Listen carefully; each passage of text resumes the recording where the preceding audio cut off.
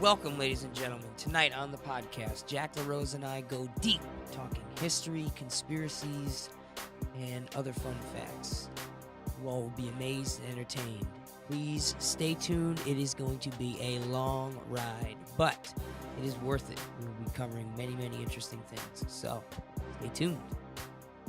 Officially, this is Rob Fredette saying, welcome to the RobbocasT. This is Jack LaRose. This is my first episode with a guest.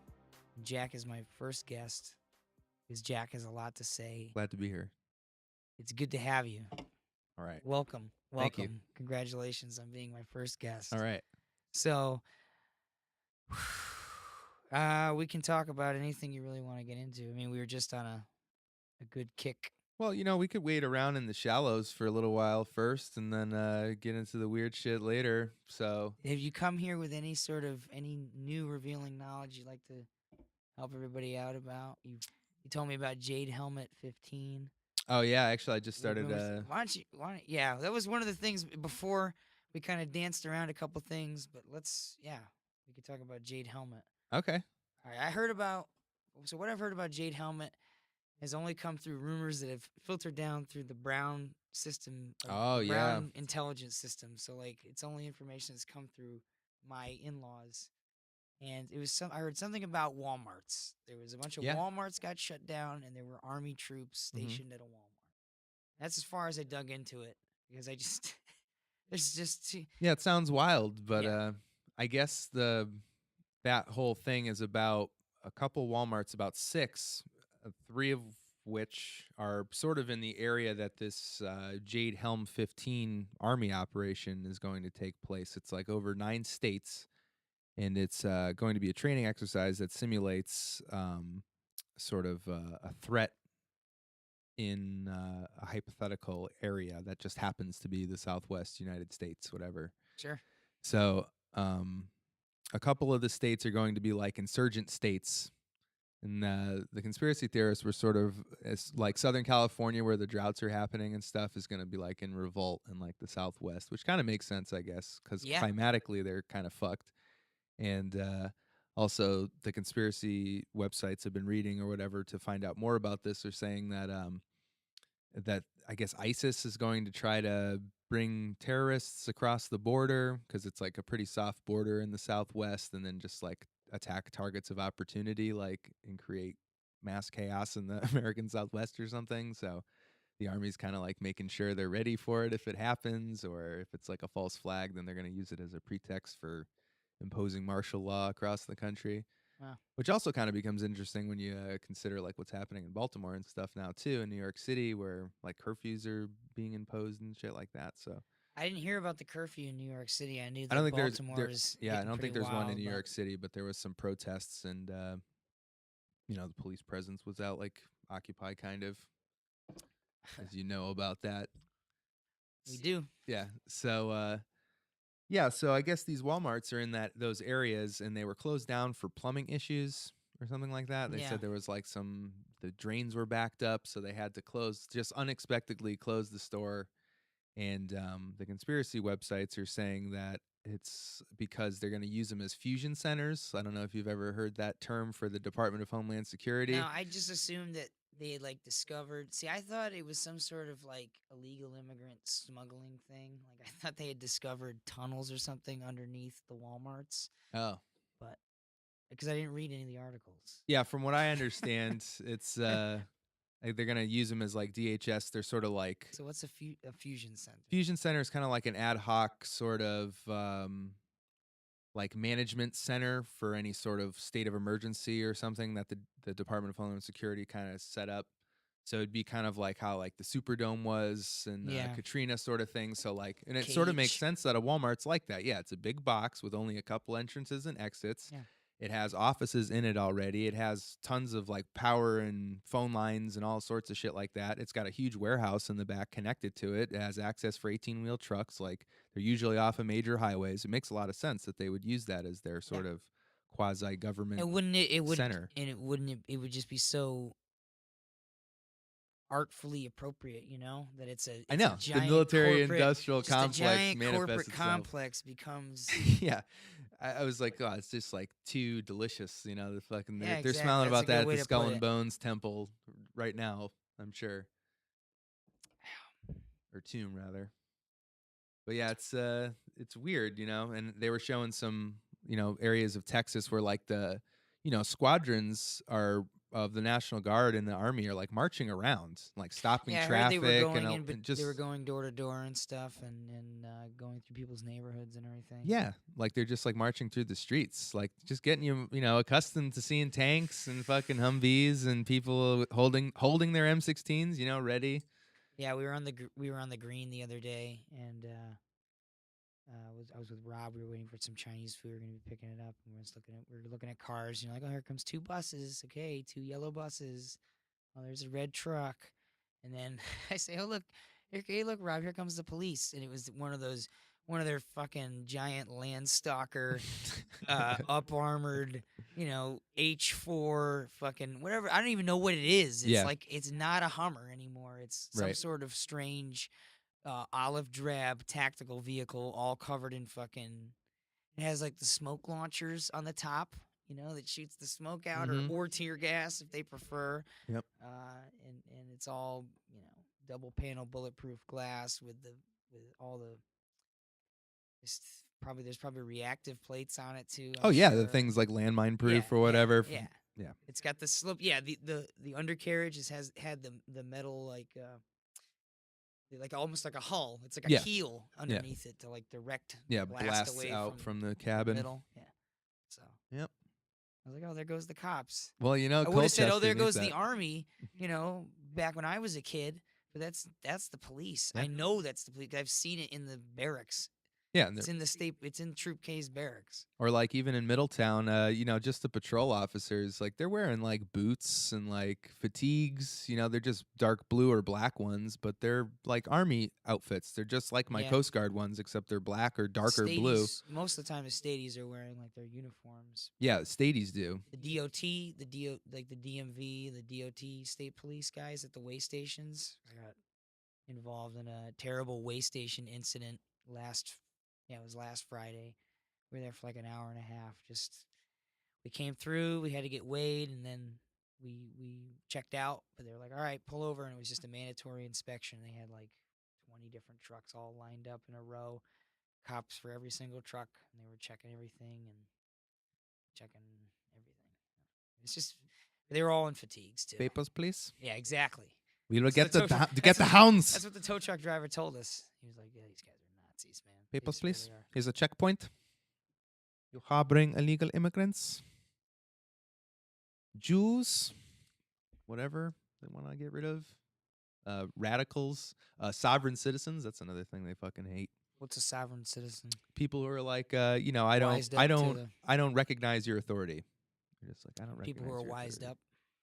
Well, you know, it's a movement. It was, anyways, and they were calling them like on all the major media outlets when it happened. Probably about a year or two ago now, I guess, was when like it became popular on the internet to kind of be a sovereign citizen or whatever. And they're like, these people are domestic terrorists and blah blah blah. I'm like, oh yeah, because they don't accept police authority. That makes them a terrorist now automatically. Yeah. What if they're pacifists? Are they still terrorists? Don't you find it funny that the more people that are getting shot on the internet, the more it keeps fucking happening? It just seems like the more it just keeps showing up. Is it that people are taping it more, or is it just that? Yeah, it's because everyone has a camera on them at all times. Whereas, like, even 5 years ago, not everyone had a phone that took video. You know, they may have had a phone that took some really shitty pictures or something like that. But now everyone's, always, and cops get like pissed. HD video. Yeah, HD video on your phone now. So you could just be like, oh, shit. Fucking walking. He's just shot his ass. Exactly what happened in Baltimore. Was it Michael Carter? I'm trying to remember the dude in South Carolina who got shot down. He got gunned the fuck down. I mean, it's not funny, but the way the cop just fucking shot him, crazy. He wasn't even running that fast. Yeah. Just capped him. 5 shots or something. Shot him down. Yeah, because why not? The whole thing about him planting like the taser or whatever, and that's wild. Yep. Well, because it fucking happens. It has been happening forever. It's Yeah, no like different I than said, the Romans did the same right, shit, right, man. exactly. Like I've had those nights when I'm just like, I see the line. I see a cop and I just see the line. It's like Age of Empires. You go back to the previous level or whatever, and your guards are still your guards. They're just dressed up like medieval guards now. Right. It's all the same. Make way, peasant. And they're on horses, and you don't have a horse. Like that's what a cop car is kind of like. It's kind of like having a really really nice horse. Yeah. And you're on a fucking donkey, and they come by in like the destroyer, and they fucking kick at you, and you're like, Yeah. get out of the Worthless way." peasants. They just smack you. Whip you a little bit. Yeah, if you don't fucking do what they say, they beat the shit out of you. They've been doing that forever. Yeah, the Iron Fist is in a cushier velvet glove these days, but it's the same fucking shit, man. Yep. But you try to tell people like that it's like that, and they're like, "No, it isn't. You're crazy." Like, no, Oh, I think you've just been don't- indoctrinated into some serious bullshit. Yeah, Like, yeah. why don't you think about what you're saying right now? Yeah. What happens if you don't, pay your taxes? You say, I don't feel like paying my taxes.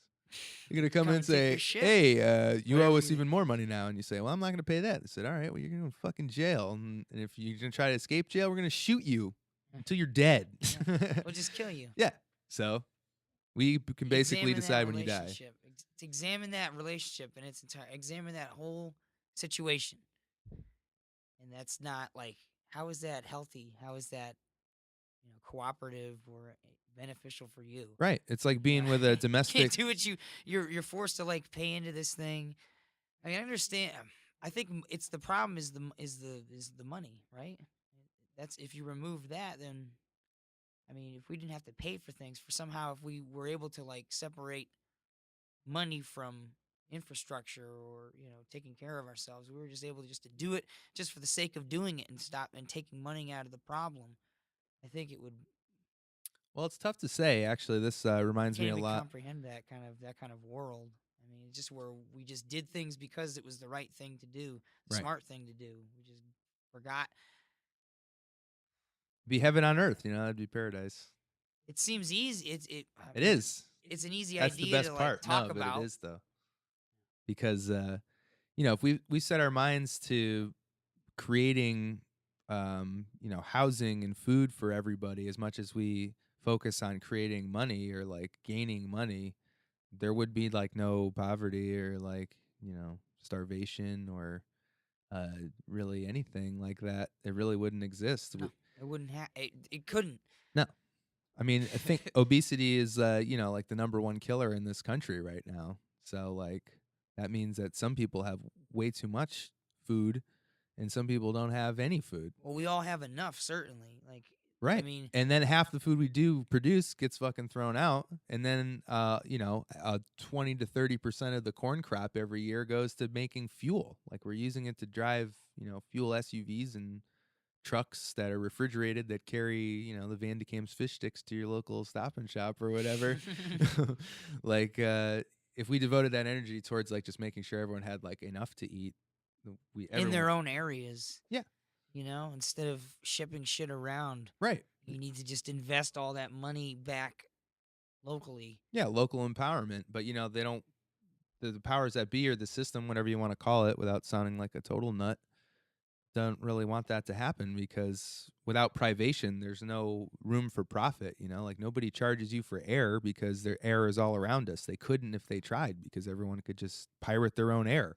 Why do you think they want to get rid of net neutrality so bad? It's because the genie's out of the bottle and they're like, oh, we got to stuff it back in, man. That Farrakhan thing that you shared around today, that was so fucking awesome. That was pretty cool. Like, I never heard that guy talk. No, he's cool. He's like, I mean, sometimes he's just like fucking hating on white people, but most of the time he's just like fucking the United States government sucks a dick. Like, Yeah, he's on fucking people. That shit was great when Mike Wallace was like, Mike Wallace was totally being a fucking. See the fear in his eyes. Showed in the beginning though. Yeah. He was like, terrorist, the most corrupt I have been there.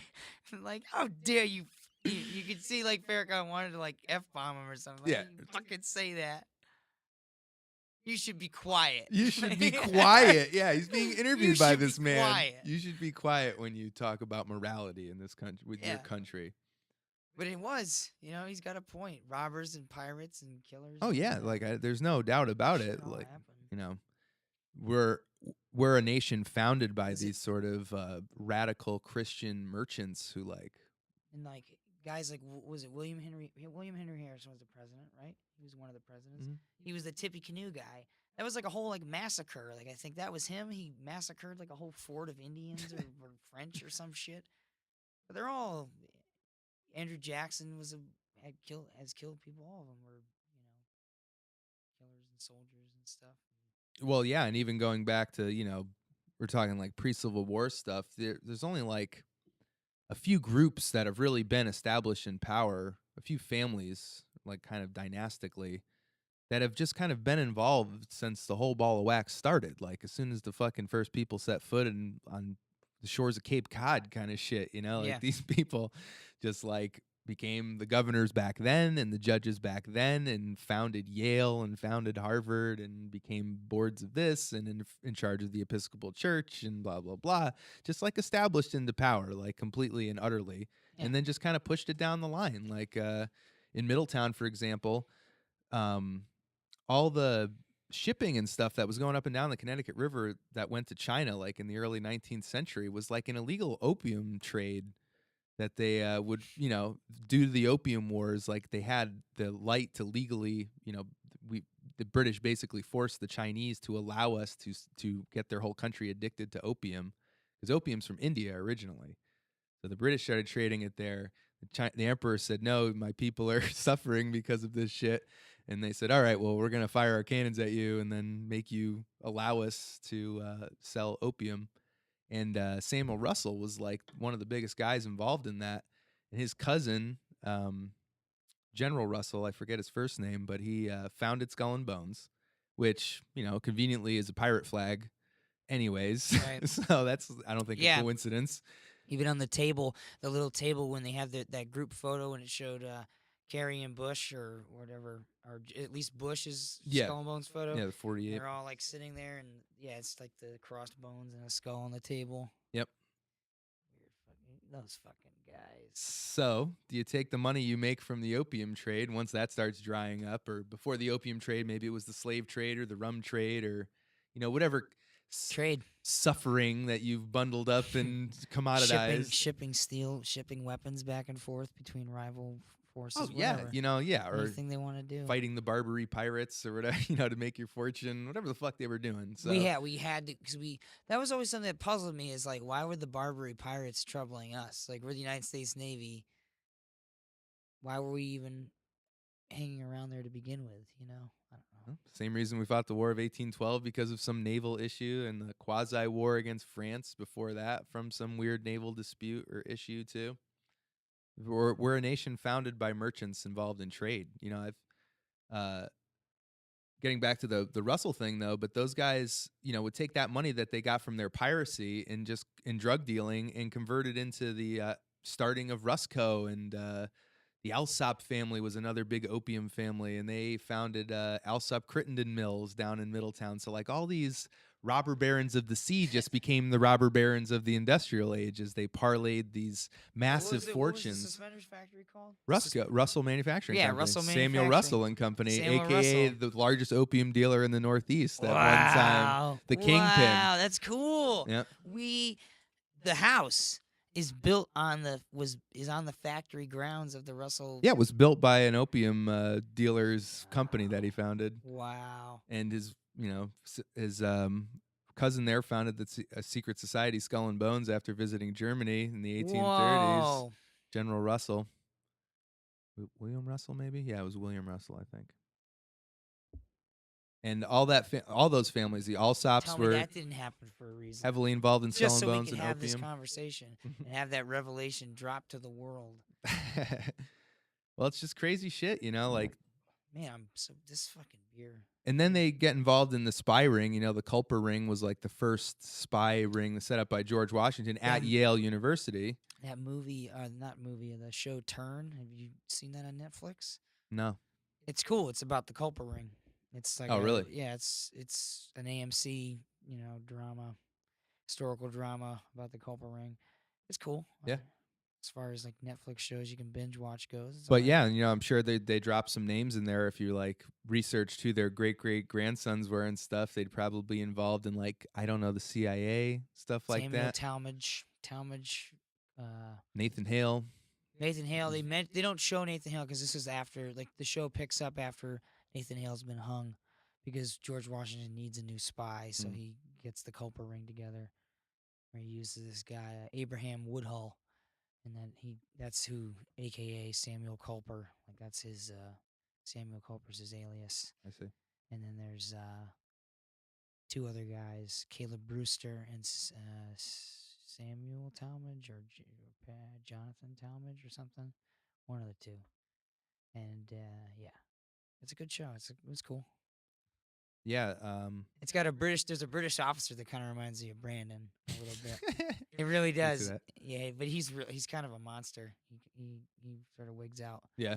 Yeah, real like stereotypical like sadistic British officer type. Curling the lip. Yeah, just total disdain for the Americans. Yeah, bumpkins. Yeah. Peasants. Yeah. Again. But he's Welsh, so he has a weird Welsh accent. Yeah, Elihu Yale, also a Welshman. And he made his money in India on the East India Company. That's how that all got started, by a merchant again. So you have all these merchant families found in this university, and also that happens to be the genesis of American intelligence. So, is it any coincidence that George Bush is like control of information? It's Avril Harriman. Intelligence is, the name is kind of the face of the office. Right. It's really not. It's their intelligence. It's not for you. It's for them. Right. It's to preserve themselves. And to get involved in, global arms and drug and slave trading like they have been involved in for the last 3 to 4 centuries. If something's secret, you can do whatever you want because it's a secret. Any kind of fucking sick shit that's going to make you billions of dollars of unaccountable money or whatever, you could do it. And they've been doing it, so why would they ever stop? Because it's been working really good for them. If it ain't broke, don't fix it. I know. It really ticks me off. Yeah, well, that's But really... why? Why? Why does it tick me off? Because really, like, what am I gonna do? Like, what can I personally do aside from make a fool of myself? Well, it's useful for me to remember that they're just old men. That if ever it's like the Wizard of Oz, once people stop believing the illusion, you can just I could definitely beat up one of them if I had to. They can take all their billions of dollars versus me. I'd still win if they couldn't hire anyone with those billions. Who were we watching that show with? It might have been me and Missy, and we were watching this show where it was like To Date a Prince. It was about it had female contestants. They were dating guys who were like princes or heirs to royal fortunes. Was I watching that with you? Maybe. Was I watching with you? I don't think, maybe it was Melissa. Well, these girl, for instance, this one particular instance, it was like this girl, and she was dating this. She was going on dates with this guy, this kind of English, heir to an earldom or some barony or some shit, and went to a dinner party at his manor house with his friends, and these people, the girls were pleasant, but of course it's that kind of British pleasant where it's you can tell they have disdain for her. Right. She's American, and she's has fake boobs and is blonde and is kind of ditzy and whatever. But one of the guys was just well, do you have people? And she's like, nah, I mean I have friends and stuff. Do you have does your house have grounds? Do you have grounds? And she was like, we have a lawn. Is it cared for? She's like, my dad mows it. Just. Well, I don't think she's quite right for this crowd. That kind of thing. But those people, when I saw that, back to the point, is those kids, that guy, he's going to be one of those dudes one day. So, yeah, those guys are old, but they're raising a whole new race of, you know, Oh well, yeah. I mean, there's always homoerotic, someone, sadistic, yeah, fucking. child killing, satanic, whatever, what have yous. Well, even to say satanic could be. What's to say? Like, who's to say it's not something more than that? You know? Yeah. Well, it's all the blood rituals, because you can stay alive forever. You hear about that shit in Blood BBC. Yeah, the transfusions? BBC reported it, that young rats that were older rats that were given the blood of younger rats in transfusion, like had much better cognitive function and like physical function than like their peers who were the control group or whatever. It's like, oh wow, so vampires are real too now. So like, what else is gonna, take a baby, cut it in half, you drink all its, collect its blood in a bowl, drink it Yeah, it all. makes you wonder. Like, okay, so do we just not notice it now because they have medicine and they're just hiding their activities? Just how like Blade would say like, yeah, they don't fucking bite necks, or it wasn't, maybe it wasn't Blade. They're drinking blood packs. Yeah, that was Blade. But yeah, they hide themselves by doing things like drinking. Well, blood the packs. Red Cross is definitely a Templar front, so it's kind of been around since the interesting. Crusades. Man. Also, the Templars worshipped a head that would prophecy, just like a couple vampire movies I've seen now, which is a weird coincidence. What head that prophecies? Like Baphomet is like a head, like a decapitated head. Yeah. It's cool. Remember, hey, It remember would that? speak to him. Steve, you remember Myth? Yeah, do you remember the first one? That's how you defeat the evil lord in the game Myth. All right, for folks, we're gonna take a guest break here for a second, just to tell everybody about a computer game, because this is one of the things that this show is guaranteed you to hear about is computer games at some point, especially classic ones. And this is a classic one. This is an early Bungie title called Myth: The Fallen Lords, where you play a leader of one of the remnants of the armies of the forces of good in a world beset by undead armies and risen lords in the forms of liches and shades and reanimated sets of armor and corpses and such, along with other kinds of monstrous creatures. Was that the one with the whites, and they're coming across a bridge in the first level? Was that the game? And they blow up. I think I Yeah, showed you yeah. That was Soulblighter. Okay. That's Myth 2. Oh, okay. That's Myth 2 Soulblighter. Soulblighter is one of the bad guy in Myth is called Balor. So after the Fomori Fomoriai one-eyed monster king. They use a lot of like ancient Celtic names and gods and stuff. But anyways, oh shit. I lost my fucking spine. Well, I was talking about Soulblighter before. Oh my god. Yeah, but it was because of the head, the talking head. The head. Yeah. So you find a severed head of one of Balor's enemies, and he tells you how to defeat him. And so you carry this head around, but the head like turns all the other good heroes against one another, and ends up destroying the nine. They're known as the nine. They were like 9 heroes that fought against the evil forces. But yeah, that game is really cool. Weren't there 9 Templars too that originally founded the temple? Perhaps, I don't know. So. I don't know too much about the Knights Templar. I know more about like the Hospitallers, because they're pretty. They stuck around. You know? Yeah, but it's pretty interesting shit. And another thing too that's really interesting is that the Templars were kind of the first bankers too, and they also kind of set up shop in Switzerland. And the Bank of International Settlements is like the bank's bank that operates in a little independent enclave like the Vatican does in Washington, D.C., in the city of England, in Basel, Switzerland. Just change clothes. Yeah. Change clothes, new sign. It's another lever of power, yeah. And, their emblem is like a big red circle with like a white cross in it, too. It's like, oh, man, it's just like a fucking Templar, flag or whatever. Like, Jesus. Yeah, as for is people the Red who Cross. know, and who see it, Well, yeah, because if you're in the know, if you're all in the same system, because Skull and Bones, I guess, it's called 322 because it's like the second chapter, which is in America. The first one's in Germany. So it could all be related to, some sort of weird secret society that's been present in Europe for who knows how long, and like who knows how far back it goes. It's odd. Oh, why?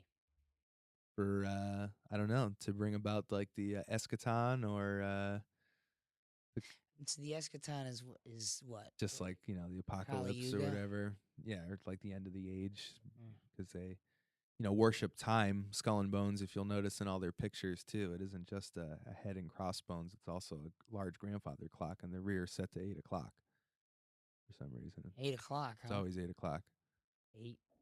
Uh-oh. which is Skull and Bones time, which is 5 minutes faster than anyone else, which is weird. But They set their watches 5 minutes fast? yeah, at My Skull dad and would do Bones that. time, yeah. My dad would do that. I do that too. If it was I had trouble getting to work on time, Right. I'd set my clock fast. It never worked for me because I always knew like I had done it. So I'm like, I got 5 minutes. It would actually make it worse. It's like 7 minutes later, I'd be like, oh shit. I thought it was something. I have to do math now to remember how late I am. Well, on a lighter note, you guys gonna watch Pacquiao Mayweather tomorrow night? I might. I don't know. I don't know where I'd be watching it. So. Well, Shane's having a party. Is he? Mm-hmm. He didn't tell me. Well, he probably assumed that I wasn't going to go out because I'd have to. We're part of the rest of the river faction now. We don't talk to you East Siders very much anymore. Way over there, too far away. Gotta cross a whole bridge. Yeah, exactly. Across the river. And like Shane's house is like 2 towns over. It's like 15 minutes away. Yeah, Shane is for me is like in a foreign country when he's like, exactly. I'm living in Wallingford. Yeah. Like, well, see you later. Yeah, when I lived in Colchester, I'd never been to Wallingford until I moved to Middletown. No, that's got a job there. That's the wonderful thing about this roof cleaning job is like I'm driving to all the towns in Connecticut I'd never fucking go to. Yeah. Like, we're in Monroe today. It's like, what the I've never been to fucking Monroe in my life. Like, nor would I come back. Like, it looks like Colchester to me, kind of. Whatever. All the fucking same. But it's funny, we live in such a tiny state, but really, like, you just stay, like, in your little zone. Yeah, dude. It's like 15 miles. Connecticut works a lot like a German, like the Black Forest in Germany. Like, the way I would imagine it is everybody kind of hangs out in their little village. They sort of drift around a little bit. Yeah. They travel around, maybe, go to grandma's house every once in a while. 30 miles the most in a big circle sort of thing. Sometimes take a journey up north, fucking Wyndham or something. Way up there to Springfield. But, there's lots of people, but they're all just kind of spread out in the woods. Yep. Sort of tucked into little streets and hamlets. Omelets and, Omelets. Omelets. I like this town. It sounds like breakfast. Dude. Town named Omelet. That'd be great. Omelet and Hamlet. Next, the Hamlet and Omelet.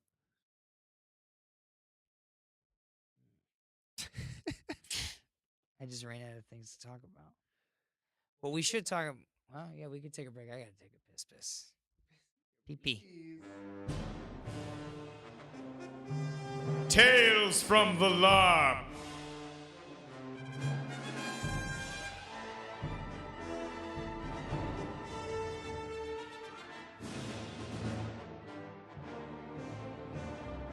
This week on Tales from the LARP, Gauntlgrim the Assassin is tasked with eliminating the Dream Shaman Sano within the bowels of Elderwood. She is surrounded on all sides by friends and allies. Can Gauntlgrim infiltrate his way inside and end her sorry life? Find out tonight.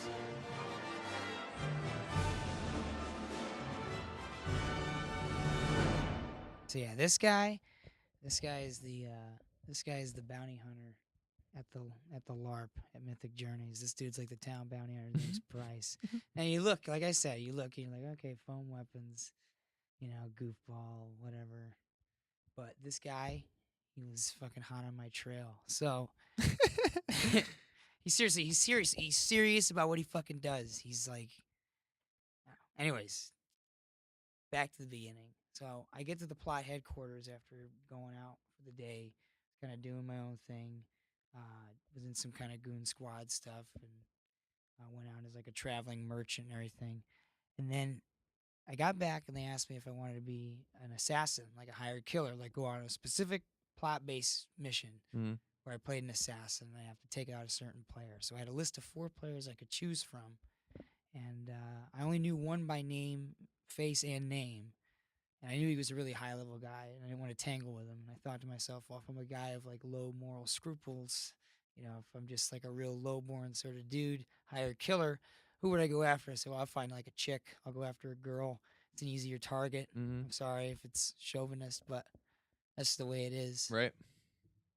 So I picked this girl. His name was Sano. She was she's like a shaman player, which is that's I was just sorry. yeah. The shaman are like, it's one of the religions in the game. There's 2 different religions. The radiant, they're kind of a radiance, like clerics. They're kind of a clerical class. White creatures. Right. Yeah. Yeah, and then there's like, you know, the shaman who are like elemental, animist kind of Right. magic sort of thing. So she's one of them. She's a dream Primitive shaman. Wiccan kind of. She's one of the dream shamans. So it's a dream affinity. So she deals with like dreams and nightmares, that kind of thing. This shit sounds pretty involved. Well, like it has like a whole lore. I mean, it's been around for like 15, almost 20 years. So like a whole lot of lore behind it now that people have like invented. It's like the world itself. The players created their own world basically when the game started, you know. The plot team sort of set up different areas of the camp as, you know, they represent different, you know, they have different significance for the different groups. Mm-hmm. But yeah, everyone kind of created their own story as time went on. But anyway, so this shaman character, I had to go into town and I had to find this person. And I knew who she was, but I didn't know where she was at one point. I knew she was supposed to be in the town. So I got into town and I was dressed up kind of as like a religious pilgrim and like a dopey hat on and some like bulky robes and, you know, a walking stick. And I left my glasses on so I looked even more like unassuming. But inside my robes, I had like the foam throwing knives. I could throw shit at people, and I had like daggers to stab. So I like infiltrated my way into town, just sort of walking around, just minding my own business, kind of chatting with people here and there, just saying why I was there. I'm just a shaman novice. I'm trying to find my path in the world. I don't really know anybody yet. Trying to give the impression that I'm a cast member, really sort of just knows the basics of the script, and am not really with any kind of other ulterior motive than to just add flavor to the village, you know? Mm-hmm. Let's go find shaman players. I know who they are, and I make my way over to them, and I know one is very outgoing from like previous conversations and interactions.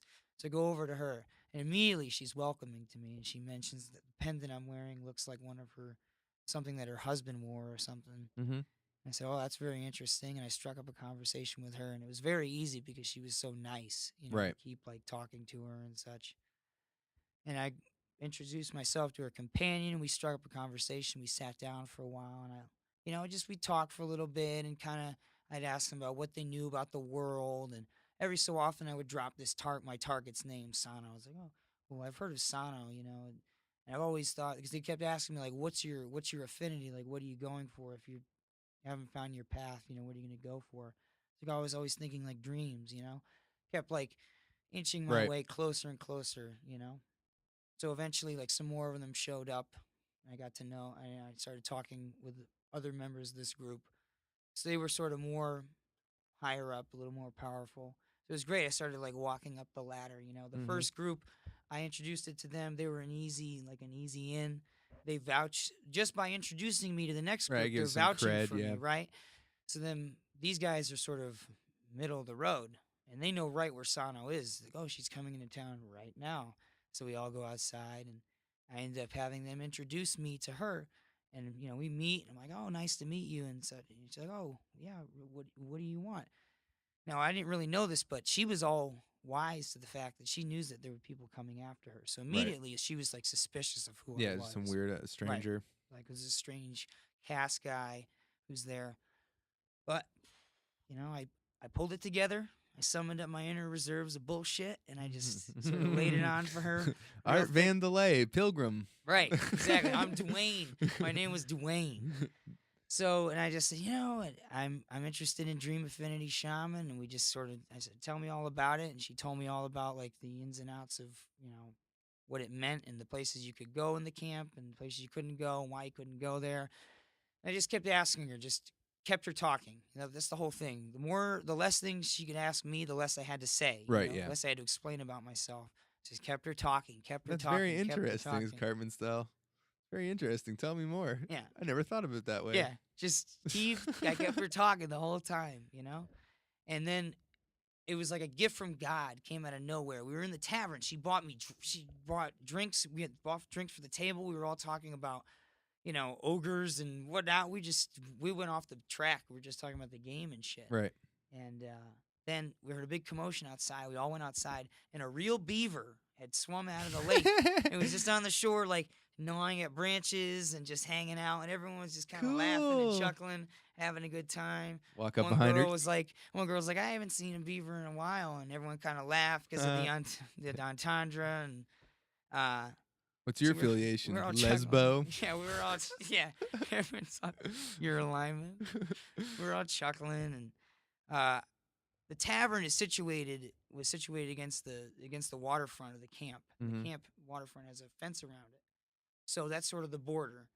So there's like an alley between the back wall of the tavern and this fence, trying to create this alley. Yep. On the far side of the alley, so on the other side of the tent, where everyone else was sort of congregating, like near the kitchen area and shit. Mm-hmm. So this back alley was a real blind spot.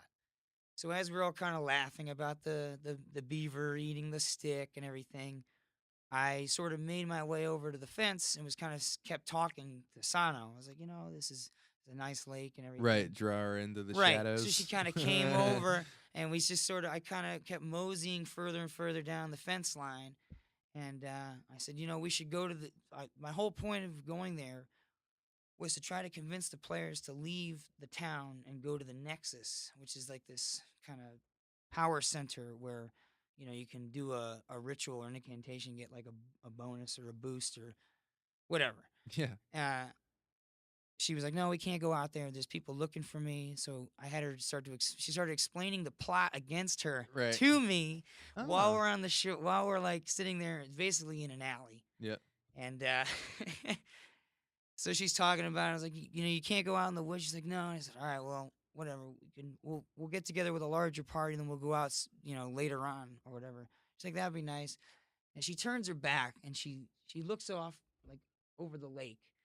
And it's the first time she turned her back to me the whole time. And immediately I've been waiting for that whole moment. Yeah. Oh, it was in for like 15 minutes before that, I just had butterflies in my stomach. The whole time I was just like, oh, this is like a fucking movie. This is awesome. And when she finally turned, it was so perfect. What a rush. Pulled out the knife, and I just waylaid her, and she was like, oh, shit. And she got down on the ground, and, you just say, like, I grant you a quick death. And it's just kind of cutting her throat. Did that. I had a little note, put it down, and I looked up, and there was a dude on the corner of the building, like, he was just like, with his there he is, get him! It's just like Assassin's Creed. I gave him a little shush, like, shh, and I just fucking took off running, like, as fast as I could, like, out through town, like, through the two different groups. There's, like, town militia here, like, a group of rangers. Hey. They were all just like, hey, where's that dude, Dwayne? Where's Dwayne going? And then the guy was like, he killed Sano! And everyone's like, get him! And they all took off, and that dude I showed you, Price, he's the town bounty hunter. Mm-hmm. He's right on my trail. But I took the short road out. I didn't realize, but I took like the short way into the cast area, and I just denied him like his whole chase. Sort of got out of bounds really fast. Right. Ran it right out instead of stretching it out. And when I passed one of the team leads on my way back, I was like, yeah, I got her, man. And when he got back to the cabin, he's like, yeah, good job, but next time just let them chase you, Just let them fucking chase you into the woods and see if you can evade them that way. Don't. I just knocked over the bowl. Microphone. Microball. microphone. Don't let them. Don't just run out of bounds where they know they can still see you running away, but they can't come after you. It's kind of lame. Yeah. But afterwards, I went down and I tried to find the girl, Sano. Her name's RJ. I tried to find her because I felt bad, because we were having like a cool, friendly conversation. We were kind of getting into the game. Just it was role play, but it was learning more about the game and it was fun. And then I don't know. I heard that she was at her car and she might have been crying, and I thought Nice. like I ruined the game for her, and she was just gonna go home because she was dead. She went to Fate and they killed her off or some shit, because that can happen. You can spend. Well, that's what I money. was about to say. Like, what happened All if right. you get stabbed? Is your character So you dead go to for Fate. realsies? You go to Or Fate, for fakesies, and realsies? they can draw. They kind of have a predetermined way of drawing cards for you. Not predetermined, but like it's not like a tarot card or something. Mhm. But it's like a deck of cards saying like, yeah, you'll come back, but you won't have your memories. You'll come back and you'll have your memories, or you'll come back, in Right. a month, or you're dead forever. And if you're dead forever, then that's it. And people have spent money. No Mo Sano. People have spent money on this game. So I thought, I'd killed her off for good or some shit. And she's like, came around her car and she had a huge smile on her face. And she said it was the greatest thing that had ever happened to her at the LARP. And, fuck you and all that. And you jerk. I'll And get you next time. she's like, I thought you were, she's like, I thought you were my fucking buddy. I thought Yep. you were my new friend. Oh, cool. I thought like, That's the point, lady. yeah. I said, well, that was the idea. She's like, but you were there for like an hour and a half. Most assassins, I had a partner with me, and he, It's about like 20 tried minutes to in, he bum was like, rush and got caught. 20 or something. minutes in, he was like, dude, we got to do something now. And I was like, no, this is the long con. We need to work our way in here and find the target. Because we can do this, but we can't rush it. Yeah, and if that guy didn't see you, you could have just like strolled out and like walked back to the camp. If that one guy didn't see you, Right. just been like, "Well, I want to go bathroom or something. Yeah. I gotta go." He saw me. This close. I'm gonna find him next. I'm gonna find him in 2 weeks. I'm gonna come after him. Just kill him. Well, I talked to that kid, Snitching. the kid who plays Price, the bounty hunter, because he came up to me afterwards. I went back into town dressed as a different dude. Yeah. It's still me though. Like you look at me, you're Right. like, oh, it's the bald dude with the beard. Here he comes. Kill Fucking the get him. assassin. Right. And they were like, hey, we know what you fucking did. And I was like, I didn't do that. They're like, yeah, we know what you did. And I was like, I'd have to kind of be like, no, I didn't do I'm a that. different I'm a character." different person. Yeah. They got it. But Remy, he came over like out of game. He's like, hey, out of game. I was like, what's up? And he's like, I know you did that shit, man. I'm going to get you next time. And I was like, well, you have to catch me. And he's like, I'll catch you. Every Han Solo He's like, needs "I'm his Boba fast." Fett. He's like, I'm fast. I'm like, yeah, but you smoke cigarettes. And he's like, I'll catch you, man. Okay. So I want to work it into his story. Like he's got this assassin that he never caught. And I want to come back and I want to try to get somebody else. And I got a whole different scheme about like coming to town. It's like Oh a shit! blind priest or something. I got it all worked out. I want to do. You have to come up with some like disguise for your face. You'd be a leper, maybe. Yeah, that's what I'm thinking. Because you can have the Exactly what hood I'm and the thinking. bells and the Exactly cane. what I'm thinking, Jack. I like where you're going with Well, this. Still includes the bulky robes, Yep. but it's also it's a whole other form of Dalit. It's like a whole other untouchable. Yeah, people are gonna be like, ugh. Yeah, They'd be like, oh, all I'm stinky, all stinky. But then Sleeping it'll in a even pile better of trash. because it's another way to hide yourself in a crowd of altruists. You know what I mean? Right, yeah, like, oh, like a you know, little he's parasite. cool. Yeah. Like, oh, you need some food or something? Or like just, be Sure. sleeping in garbage or something. Give out little wizened sayings. Keep them. Yeah. And Just like then Robin Hood just close in enough. the Disney movie. Exactly. Alms for the poor. Yeah. And then in Prince of Thieves, Kevin Costner, he dresses up a leper and he puts shit on himself. That's right. Please, sir, I'm a blind man. Oh, you smell like shit. Like everybody else has that thick British accent. Kevin Costner's like American. We ain't got nothing to eat. What can we eat? What do we need that the forest does not provide? I don't know. That movie's bad and good.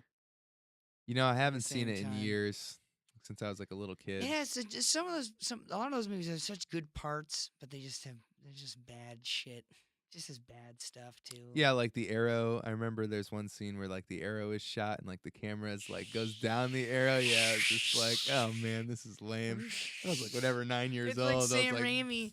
It's like an Evil Dead effect. Like it's yeah, the exactly. camera Whoa. like running with the arrow. Good stuff. Yeah, there's some really awesome Kevin Costner movies out there. Like I don't know which is worse, Waterworld or The Postman.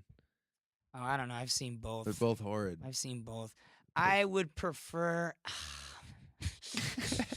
All right. Oh my god. Yeah, they're both terrible. I'm trying to say what has the better ending. I guess like Waterworld has the better ending. Yeah. There's more explosions. Yeah, And Waterworld has Dennis Hopper. Yeah. And it's like Mad Max on the sea. Yeah. Yeah, I remember thinking it was cool when I was younger.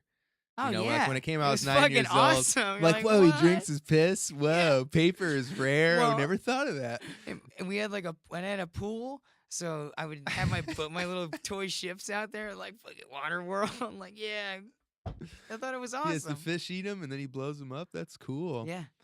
But like The Postman, I saw that when that came out and I was like 11 or 12.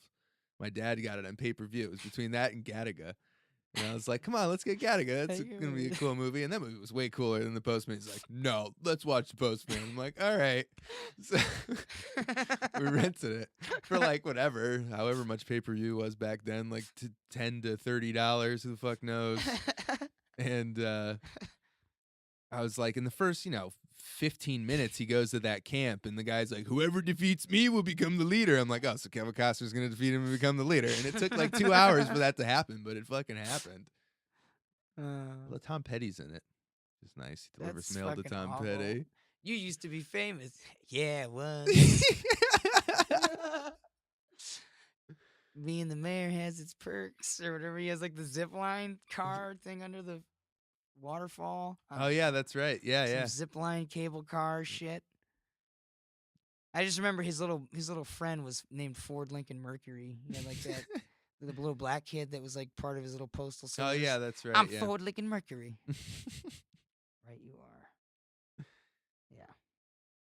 The Postman fell short. Fell short of the high water mark left by Waterworld.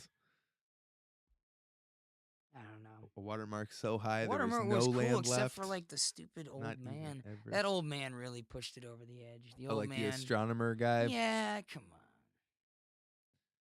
Yeah, the whole thing was kind of weird. Like, okay, so they're on these cities, but are they like in the deep ocean? Or are they like in like 20 feet of water or something? Like, you figured they'd be able to pile sand up in the 20 feet until it became some land. Like, Well, apparently, got like gasoline. dry They can do whatever they dry want. land is like the summit of Mount Everest, right? I guess. And it's like an island. Yeah. So the whole world is covered with so much water Right. that only Mount Everest is above the water. That is correct.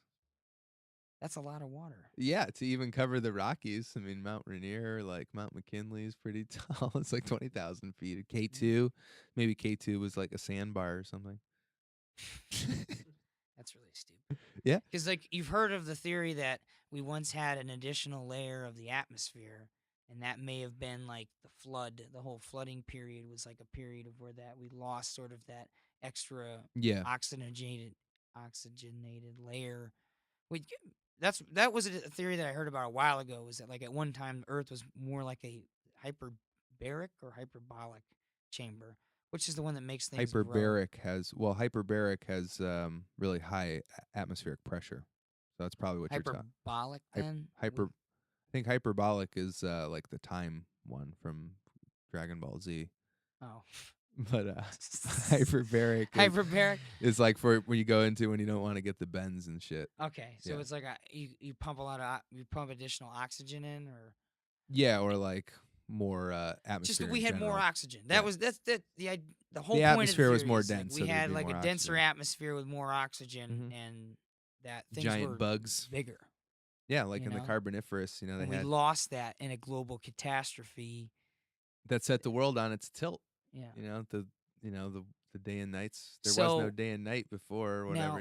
Is that the the Younger Dryas event. That's what you're telling me about. Is that what is so that was the 13,000 year old event, right?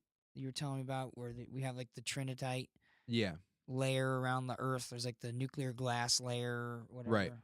Yeah, that's the Upper Dryas. Upper Dryas. Yeah.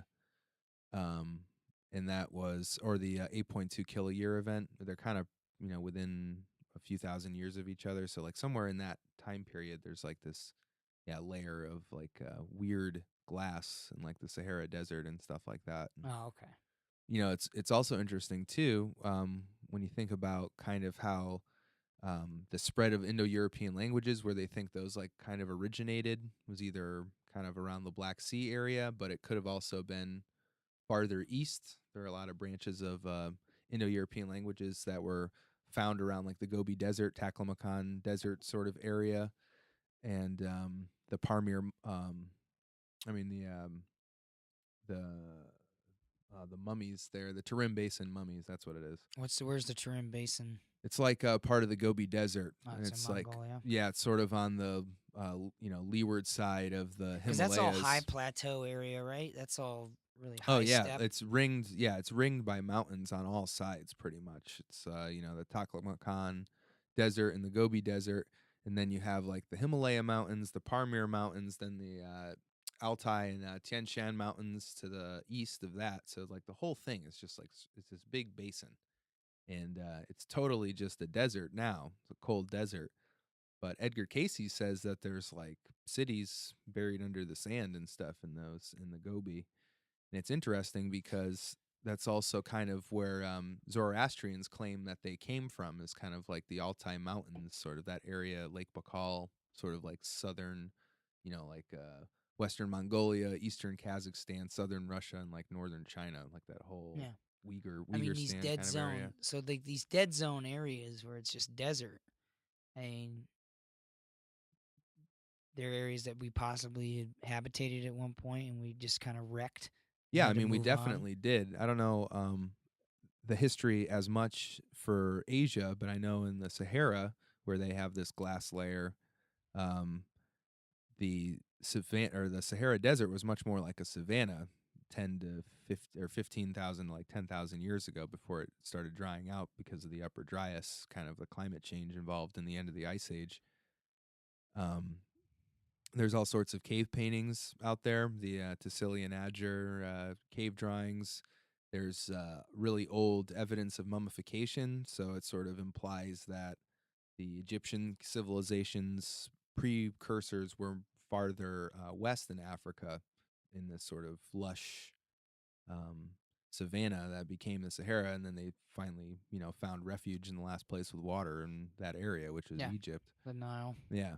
It's really the only thing left. And, there's evidence of giraffe and hippos and elephants, and, there's even remnant crocodile population still in these oases in the middle of the Sahara. Yeah. That's where they come from, because it was all just like a big, like the Serengeti is now.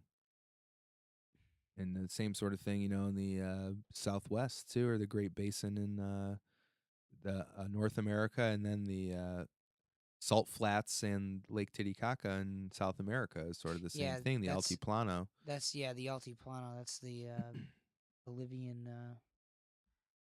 Bolivian Atlantis, right? Right. That's a cool theory. I always like that idea because it makes sense. If you look at the description. Yeah. And it really sells it for me is the whole like Atl. Right, and Atlas was and, Atalantis. They worship Poseidon or Atlas, whatever. Right. And same Atl thing. Atl's the South American water or sea god or right. I was like, oh, well, that makes a lot of sense. Yeah.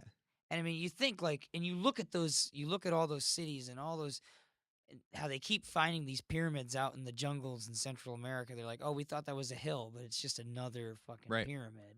So at one point there was that whole area was all highly civilized. Yeah, and extremely dense populations too. When the first Europeans went from Peru, they actually went down the Amazon from its headwaters in the Andes Mountains, they called it the Amazon River because there were these warrior priestesses who met them with, spears and arrows and attack canoes and stuff like that as they sailed down from large cities. And archaeologists have discounted those conquistadors' records for years because they're like, oh, there's no possible way that this jungle with its poor oxosoils, once you cut the forest down, could ever support large populations. There's no way it could happen. There's no way. There's no way. And then the more research they do with these terra preta soils, they find out there were like massive tracts, like several Connecticut's worth of human created anthropogenic soils that were ideal agricultural soils because they had high levels of carbon, charcoal, and pottery shards in them, and they sort of converted the soil through their midden piles into like rich farmland through composting. Essentially, is what they were doing. So they have totally revised their estimates of what the Amazon basin was capable of sustaining as far as population goes. And I mean, the volume of that river is insane. Like the Nile may be the longest, but the Amazon has like 10 times the volume of like the other top 10 rivers or something like that. Like it's an insane size. There's dolphins in the fucking thing. It's huge. Yeah. So like you could. Well, it's the entire the whole continent is sort of like a basin, a three-sided basin. Yeah. It all drains out down pretty much into Brazil and out into the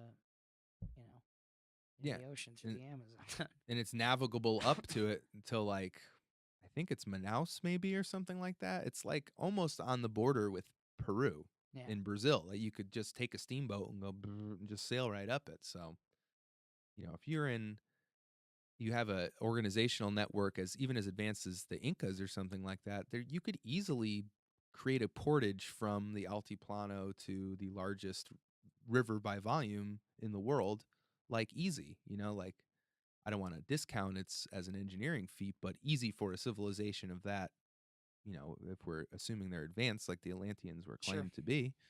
And then you sail right across from Brazil to West Africa, and it's a nice fertile plain, with your pyramids and your friendly allies there who, the same fucking culture, more or less. Yeah, Punt or, whatever, Kush. Or the Libyans, they're weird. They're like white. Ophir, one of these old, these crazy, weird old kingdom names. Yeah, like all the descendants of Ham, like all out, and they say Libya and Egypt, so like, oh, they must be Africans or whatever, but like maybe they're like, the fucking children of Adel or Celts or something. Like who the hell knows, That's the thing, like all the tables and the generations listed in the Bible are really from like really an Indo-European standpoint, really more than even, Semitics. They tend to think, like Hebrews or whatever were more like from Arabia or Yemen, but that may have been one or most of the tribes. They may have formed like the vast majority of the Hebrew population. That doesn't mean like the priests and the kings or the warriors were necessarily, because the tribes were very distinct and discrete. They were more like a confederation than like sort of race, if you will, Or the tribe of Dan, for instance, they were like the sailors, and they slept on their boats, and they worshipped Samson. Yeah, Danu, and then the Danes and Danu, and all. Oh man, that was a really cool theory to look into. The River Don, the Danube River. Yeah, like the tribe of Dan, and how all these like water courses are all named like Dan or Danube. Yep. And then the Danes. Yeah. And how like the Hebrew and Danish words for thunder are like the same, and I don't know. It's just there's a lot of similarities that I find really odd. Right. Well, because the Bible is like a compilation document. It spans at least a millennia, probably more of time. Like think about how shit has changed since 1015. Like, that's a totally different cultures, totally different ruling classes, ruling ideologies. I mean, in 1015 in England, there were Anglo-Saxons, and that was pretty much. Yeah, and then like your little Fomorian, like the Marty Powell's groups, like that have, been on the islands forever, Fomori. Yeah, like the little, the telkines or the dactyls, these little like stumpy native folk. Oh yeah, Like that when the ice age ended and the glaciers melted, they like wandered up there and started fucking each other,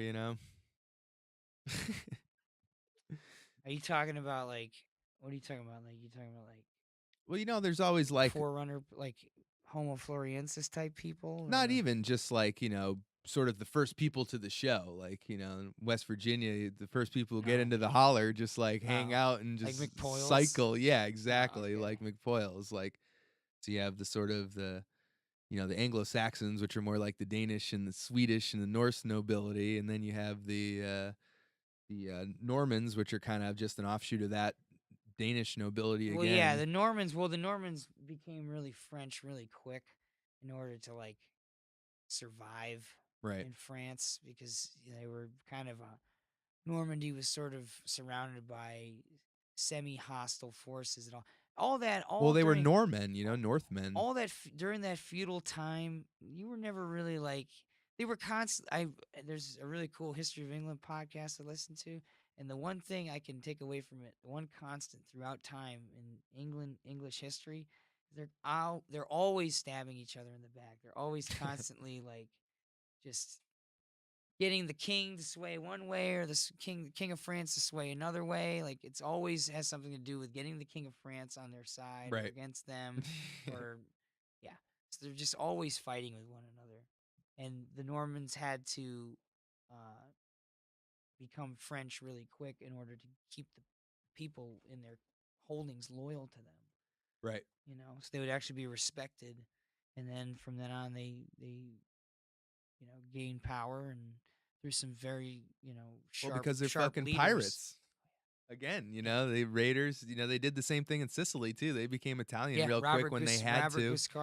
Robert Guiscard and his sons, they went to Sicily and they formed the Sicilian kingdom there. Right. And had a really cool kingdom that I think it's They had the same standard as like the Isle of Man too, which is really weird. The 3 legs in a circle, sun wheel. Yeah, Weird shit. the sun wheel. Just like the Basque Never cross forget. too. Never forget. Never forget. Yeah, we say we're Christians, but Yeah. Whatever that means, what are we going to worship? It's a big cross on a circle again, like just like it was, the Son of God. yeah, we didn't even talk about Zahi Hawass. Oh yeah, that's right. Freaking out like a fucking baby. Yeah, he's a mental case. I really felt bad for Graham Hancock because I shared his Robert Bivol picture of the Orion, the Orion alignment and the pyramids. Mm-hmm. And then that was like the day of his debate, and he's like, "Getting ready for my debate with Zahi Hawass tonight." And then we were like, "Go for it, Graham!" You and can then do 20 comments, and it's like, "Sorry to hear about what happened, Graham." like, oh shit, and and then I start reading Zahi Hawass freaks out. Like, Yeah, oh, of course he did. Maniac. Of course he did. I don't want to hear about any of it.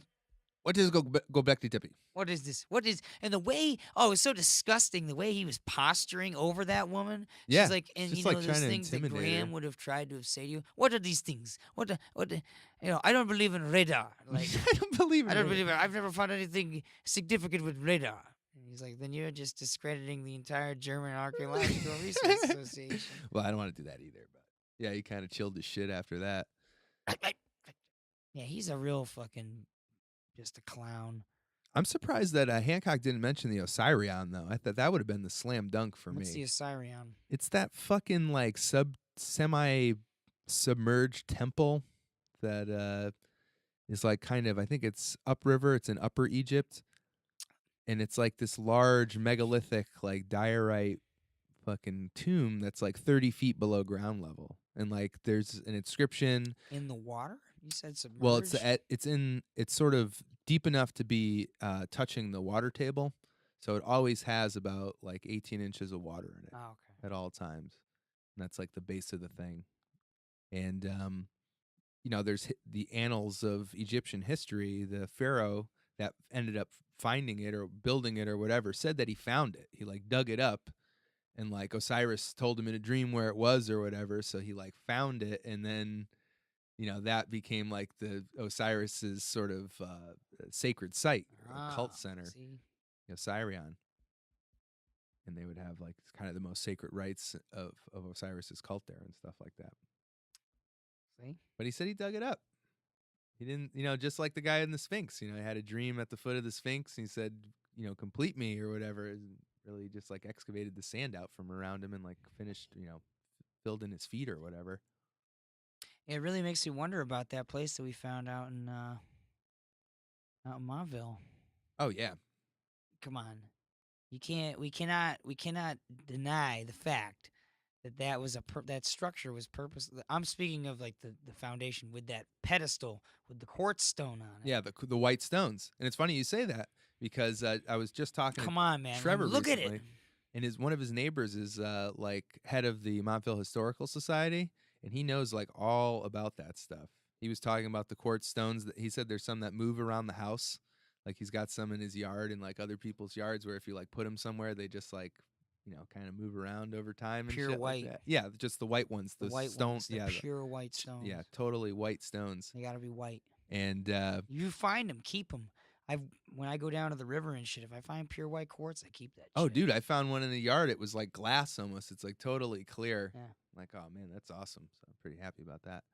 But anyway, so this neighbor. Yeah, he was, and so he knows about like all sorts of sites in the area and stuff too. I gotta talk. Who's this? Who's this guy? His name Gary, maybe or something. You gotta talk to him. Yeah, and Trevor's like, yeah, I definitely want you to go see him. He was saying he was going to take us down. I guess there was like the largest chamber, like freeset stone chamber in North America or something, is like in Montville, and they say that it collapsed, but that's not true. Like they just didn't want people fucking with it. So like he knows where it is and stuff. So we got to check that. It's a souterrain. Yeah, but it's like a bigger one than the one that you and I know about. Dude, I'm telling you, like. But yeah, it's the folks that don't know, that are still listening out there. Yeah, look up Karnak in France, which is also a name of a very important temple site in Egypt too. Yeah. Just like Thebes is also repeated, and Memphis is also repeated. Yeah. Like, that's why I always got confused. I was like, well, did they just was it a cool name? Was it like a popular name or? No, it's just like how Colchester, England is Colchester, Connecticut is Colchester, Vermont, and all over the world. There's probably a Colchester, Australia too. Yeah. It's because these large, naval seagoing cultures just fucking spread out everywhere and then, built their pyramids and named their shit Thebes or whatever. But these places, yeah, that white stone pedestal, that was some wild shit. Yeah. That area down there that we found was really strange. Like the beehive kind of hut. Mm-hmm. And we found the other one with like the pillared opening. It had like the opening with the two stones, and then it was like a wall, and then it had. Yeah, it was almost like a snail hut. Shell or something. Like yeah. It went around. And that other spot that we found when we were walking around, where there was the two stones opened up, and the trees grew like a gate, and you could like you walked in between the stones and the trees, and then you came up to this other stone that was sort of like wide. Like, remember I was it's almost sitting like an auditorium, right? I was sitting on it, and I was like, this is kind of like a throne, and I looked straight out, and I could see in between two trees that were parallel and two rocks that were parallel, and then there were two small rocks, so it was like almost like a step up. It looked so like, I mean, the closest thing to it is like when I would read like Robert E. Howard, and he would talk about how, there's the ruins, these stones out in the woods, they aren't what they seem, Right. And I bet you if you took like Temples a of person Crom. from Iceland or something, and they walked around there, they'd start bugging out. Yeah, or Scotland, Some of these people who believe in fairies, like in Iceland, they still believe in fairies and they still see shit. Book of Kells shit, man. I bet you there's shit out there. Like when I went out there on was it the equinox? The fall equinox, I think, was when the last time I was out at. No, it wasn't the last time I was at Trevor's house. Yeah, I was there that time too. It was close to like the fall, autumn solstice, or equinox rather. I'm pretty sure. Are you sure? Because I think we were trying to figure out where like the sun was coming through and stuff. Remember, the compass. No, that was a different time. I went out there. Maybe it was I think it might have been December because it was still mild. Oh yeah, that's right. Yeah, It was still mild in December. Yeah. I think it might have been December 21st. Yeah. I was out there. I went out alone. Oh really? I didn't go out with Matt and Trevor. Matt and Trevor went out to the bar. Oh. And I like packed up my gear and I went out down there alone. Hmm. And I got to the first. I made it to the first spot where there's the hut. You know, there's like the hut and it has almost like the goat pen behind Yeah, it. the little one. Yeah, and there's like the foundations and stone walls where the Bud Light can is and everything. Yeah. And then I started wigging out. Like I started hearing shit. I swear to God, I heard music from the woods. And then I started thinking. I was like, maybe it's the train tracks. There's like a train track back there. Right. But it was still like the idea of is it or isn't it was too unnerving. And then Well, yeah, you don't want to find out, if you see them. Right. And then I was kind of take you to the fairyland. Imagining well, that's the next thing. I swear I was hearing like weird like noises, like bug sounds. I shouldn't be hearing bug sounds like if it's December, you know what I mean? I just heard like weird little pops and it almost sounded like record skips and stuff. Right. And I just backed up. I was like, okay, I'm leaving. I don't want anything to do with it. And I kept hearing the music. And as I got further away, it started sounding like a train again. Right. But I was like, did I hear the music? Did I not hear music? I really felt like I should have gone, but I knew if I also felt like part of me was like, if I went, I would never come back. Yeah. Because part of me was thinking like, if you went out there and there was something going on, you would never come back. A beautiful white lady. You would never fucking come back. If really, I was so conflicted because part of me thinks it's total bullshit, and I was just imagining stuff. And the other part of me is like, well, what if you weren't? Like, what if you weren't? What if it was like some kind of Pan's Labyrinth scenario where if you just made the choice to cross the line, you just made the choice to follow that sense, that other sense that was hearkening to me that I was fighting to ignore, that I was really fearful of following. If had I followed it, would that have been like, the faith with the mustard seed and everything? Would that have been the step it took to like step into the realm? Well, that's the differentiation too. In Pan's Labyrinth, like the girl sees it all or whatever. It seems so real, and then at the end, like it's just a mandrake root and a rotten bowl of milk and stuff like that, and all that. But so like, is it imagination? Is it real?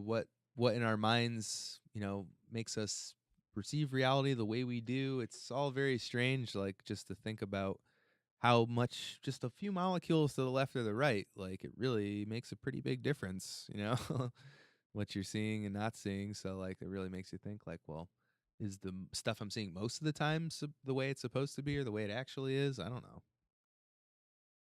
But yeah, so if you follow, you might end up in those fucking heaps of stone that are out there, it's just like big piles of stone. With the trees growing out of them? Yeah, just like all over the place. Yeah, I'm like, what are these things? Like, well, they're like pile rocks they're like like middens. this? They're like they seem like they're plow piles, like from plowed fields. They've like plowed up rocks, and then the trees growing out of them, and the way how sometimes you'll see a plowed pile and then a hole.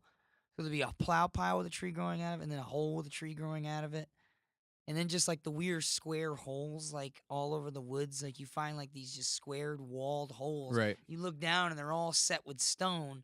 It's not like a well or anything. It's just like just these weird holes. Yeah. And then the huts, like a stairwell to nowhere kind of thing. These huts, the huts that we've found, and even just the walls, like those rock walls. Yeah, those undulating walls. The rock walls look weird, and even the cliffs.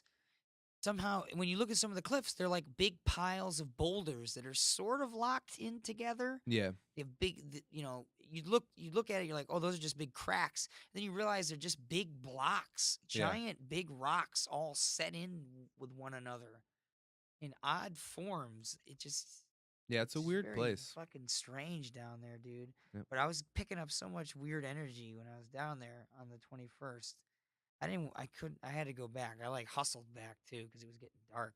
Yeah. I don't want to be down there in the fucking dark, man. Some weird shit down there. Mm-hmm. Just the stones, just finding those stones, that was it for me. That's what sealed the deal. When I found that white stone on that pedestal, just come on. Like you just look at it like, oh, that looks like a fucking wizard. Like, right. That looks like something a wizard would do. Yeah. That's exactly what I found. So right then and there, I was like, okay, this is for real. The 9-ton fucking boulder across the street from Trevor's up on a tri-lift. On 3 pebbles. On 3 fucking, flagstones. Who the fuck four of them in a straight line. Back in old 1830, like, okay, Ezra, let's haul this giant boulder up with our plow horse. Yeah, it'll using be the fun. big oak tree, and let's leave it on 3 stones. And that'll really freak people out. They probably got there where they were like, okay. And then, some Indian root doctor or whatever who's still like around is like, hey, don't fuck with that shit. Okay, just leave it alone. Yeah, okay? Or they tried and it didn't work, or it put Yeah. itself back or something. Yeah, they put itself back, or their fucking plow split in half or something, because it's fairyland. Yep. It's a fucking fairy. It's fairy shit. Exactly. Robert E. Howard would write all about that stuff because they were all into that Akashic shit. Him and Lovecraft and all those guys. Well, yeah, and he hung with Casey too. Yeah, they were all into that, like, I'm trying ancestral to remember, recall kind of spiritualism. shit. Yeah. And that's what a lot of remote viewing. They all have very similar stories where somebody gets a knock on the head and then they're like transported back in time. Because another thing that sort of ties in with that is the belief that, we're all sort of on a wheel and the wheel's just spinning. And if that's true, if we're all just living in the same moment, then everything that has ever happened and will happen is all happening at once. Right. And it's infinities of bitch. Right. And so that's why I think sometimes people get crossed and they do travel through time. If it's possible, they're not just all liars, but I've heard of things happening where you just step through a fucking vortex and you're in some other time. Narnia. If that existed. Yeah. But yeah, that maybe that's what DMT does. Maybe that's what salvia does. Well, takes you to different times.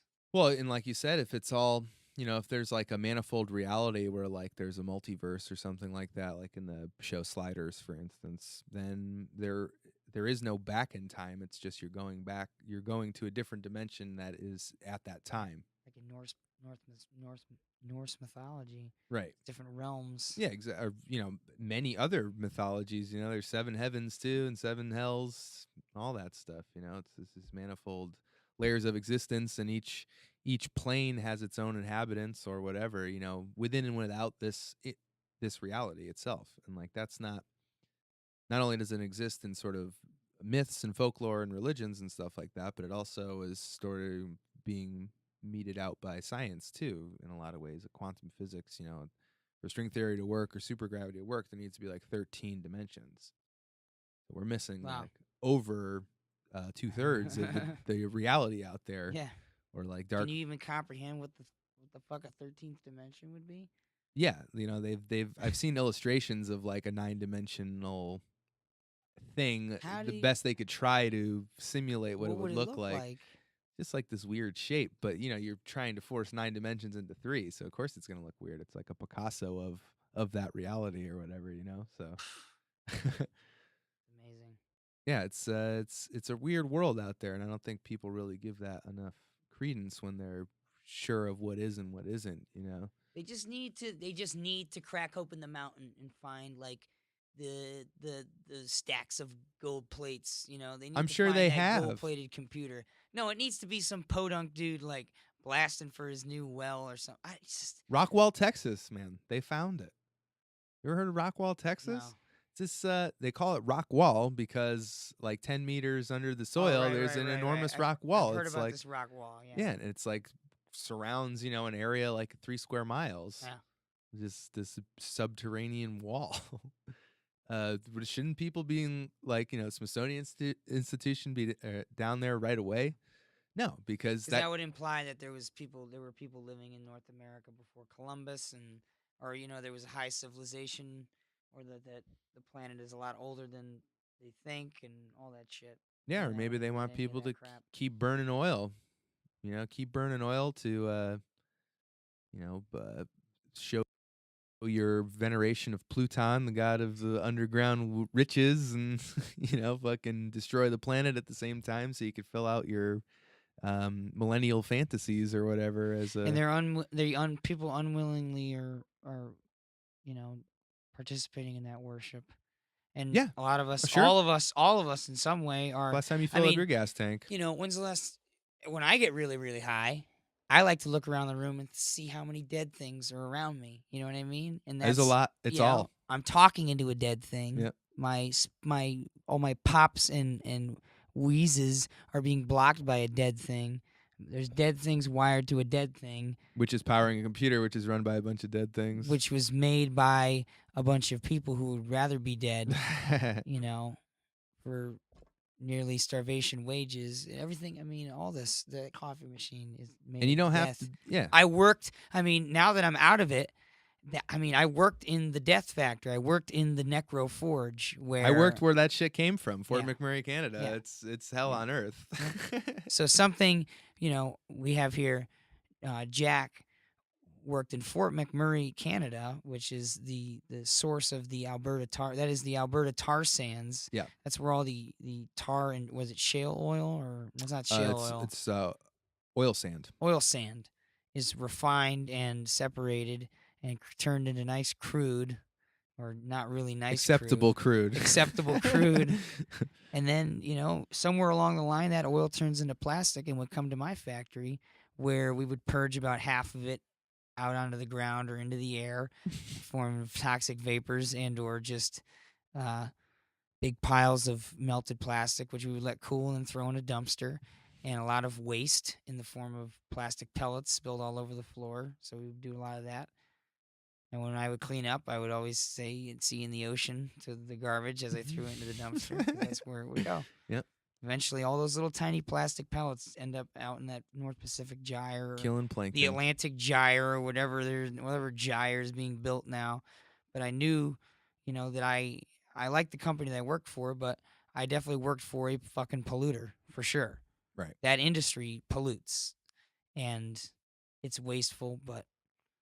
Yeah, it's just a death. It's death. It's death. That's the reason why the smell of the plastic factory was unpleasant.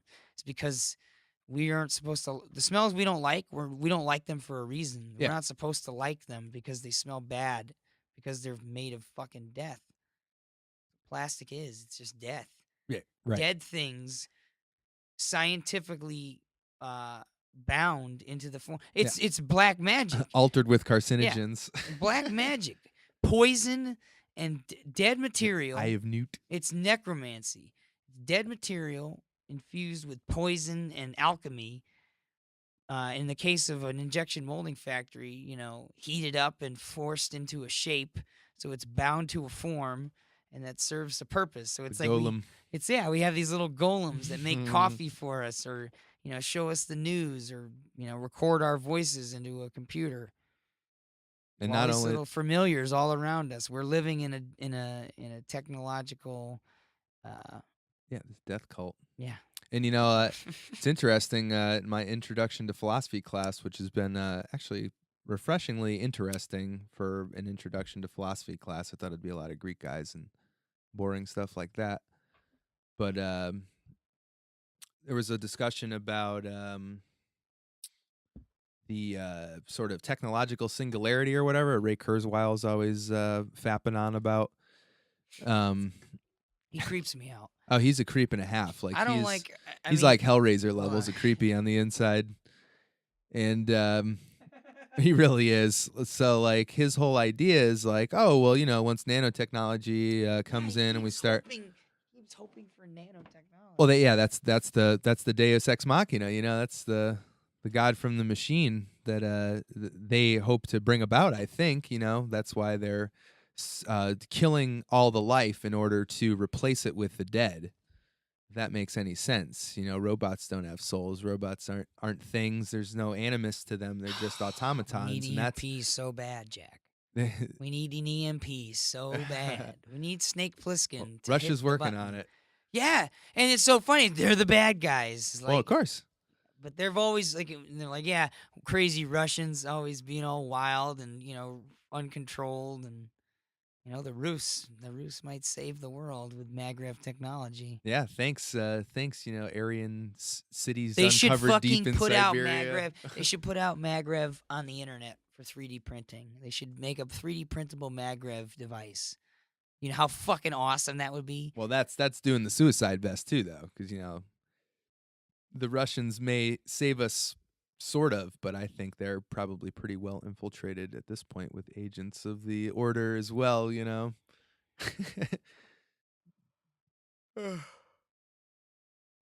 Sorry, I'm not. It's hard baby gets up. Rob gets up at 6 sharp. Yeah, just with the sun. Yeah. Well, I usually get up at like 5:15 or so. Oh yeah, so that's tough. Like I get up for work, and then Rob's up around 6. So. Well, Violet's related to me and Megan, so she sleeps till she's ready to get up. It's like Megan gets up and does her thing, shuffle around the room, turn the lights on and stuff, and she doesn't care. Just sleeps. And he's good like that too. He'll go right to bed. Usually after I go to work, he'll back to sleep anyways. Yeah. And him and Missy will sleep whenever and forever, how long, I don't know. Whenever the hell they feel like it. Take it from the stay-at-home factor of my family. Yeah.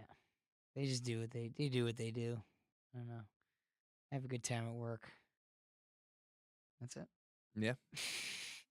Yeah. It's family stuff. Fortunately, Megan, likes her job. So she could be the breadwinner for all I care. I had a pretty good day a couple days ago. I got up. It was play day at the library. Oh, cool. Because there's like I think it's called Ones Are Fun, the Russell Ones Are Library, Fun, if you're ever interested. So we take Violet down there. She was playing with all the kids. They sing their little songs and play blocks, whatever. Then it was really nice out. I think actually it was Thursday, I think. It was a really nice day. I'm like, man, it's nice out. We can't waste a day like this cleaning or doing homework or any of that boring crap inside. So we went to the park and hung out at the Playscape for like 3 hours. Chatted it up with some prego chick with her kid. Did Ring Around the Rosie with a stranger in the park. That was that was my LARPing experience for a Thursday. Yeah. I was playing a plague victim. Trying to ward off that plague, When we were taking our walk today, we heard a kid like freaking out in the park over by the skate park. I think he was like he was, I don't know, Asperger's or whatever. He had something going on. He was like a 13, 14. I think he might have been 15. He had stuffed animals, and he was just screaming at the top of his lungs like, "I fucking hate you, Charlie! You ruined everything! And I'll never have another chance!" And before we walked up, when we heard like the loud voices, that's why we walked over, because Missy's like, "I want to see what that is." Okay, so we kind of walked over there. Trainwreck. But like there were 2 little girls, and their dad was like taking them away.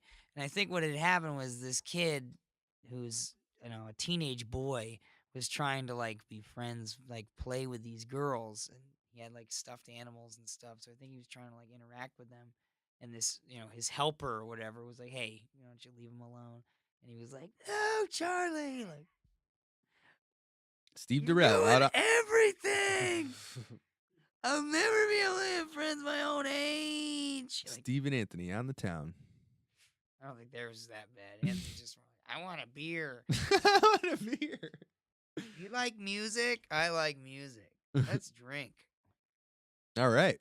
Sounds pretty cool. Steve's like, "I think we'll get along just fine." Yeah.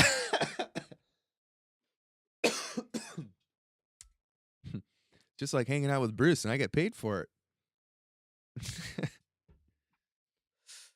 All right. What else do we got to talk about? Nothing. Just really. Well, I mean, speaking about ancient cultures and stuff, I just want to get in there because I find this subject to be one of the most fascinating that I've come across just through like putting it together over different sources and stuff. Is the glacial megalakes in Siberia, and how the Thracians and the Scythian culture was actually a seafaring culture that plied the largest river in the world at that point, twice as long as the Nile, and as much or more volume than the Amazon today. It drained into these massive inland seas, and it stretched. So it was in Russia? Yeah, it stretched all the way from like the Altai Mountains and the Tibetan Plateau across Siberia, where like the Yenisei River and the Ob Ninja would normally flow to the Arctic, was all blocked by glaciers. So instead, it took a circuitous route, really high altitude kind of route through Central Asia into kind of Russia, and then through like the Dnieper. Well, the topography was probably all different too. It's because of like the what is it, isostatic reduction or whatever, like the pressure Well, yeah, from the that's true too. Yeah, glaciers with the glaciers all in the changed different all the areas, I'm changed sure changed the elevated it. elevation. Yeah, elevated even more than it is today.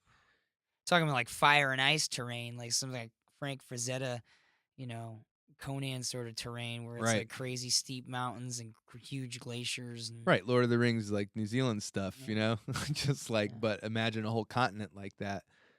with a big giant river through it.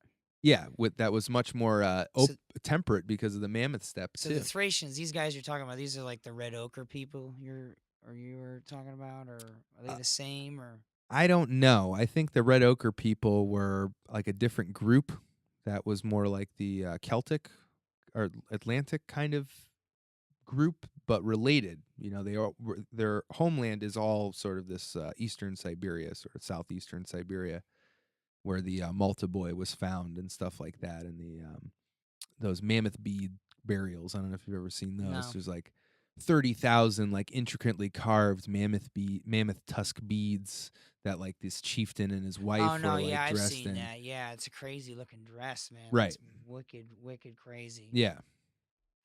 And they all worshipped like, you know, the Venus figures and stuff like that. They were those people that eventually became these sort of Thracians and Scythians and early Celts, you know, because like the Germanic and the Celtic people are related, but they're kind of like different. cousins, you know, kind of like They're how the Norse culturally different. Right. Like they have their religions were always different. Like in the Roman times, they were at odds, you know, culturally. Like they didn't. The Rhine River was like a barrier for Right. in more than one way. You know, they were definitely different than one another, and they didn't. And genetically speaking, that's true too. Yeah. The Celts tend to be like R1b for their Y haplotype, and the Germanics are more R1a. They tend to be R1a. What does that mean for those of us that don't know? It's just like your Y chromosome haplotype is like a certain genetic marker you have on your Y chromosome. So men carry it from their, you know, from son to son to son, so on and so forth. So you have to assume that these Indo-Europeans were probably mostly like male bands if they were raiders. So if they came in and kind of like, you know, had a coup d'etat, if you will, or, you know, kind of took control of an area, they would probably keep the women, kill the men. That tends to be the conquestors' way of doing things. Yeah. So the two groups, the Celts and like the Bretons and the Burgundians, those kind of people tend to be R1b, which is like a distinct group, or like the Black Irish kind of look, you know, Iberian people too, Galicians and all that, are like one group. So they're coming, and you know, if you really look at like where you find the Celtic cultures, their epicenter is kind of like in the middle of the Atlantic, sort of like Doggerland kind of groups.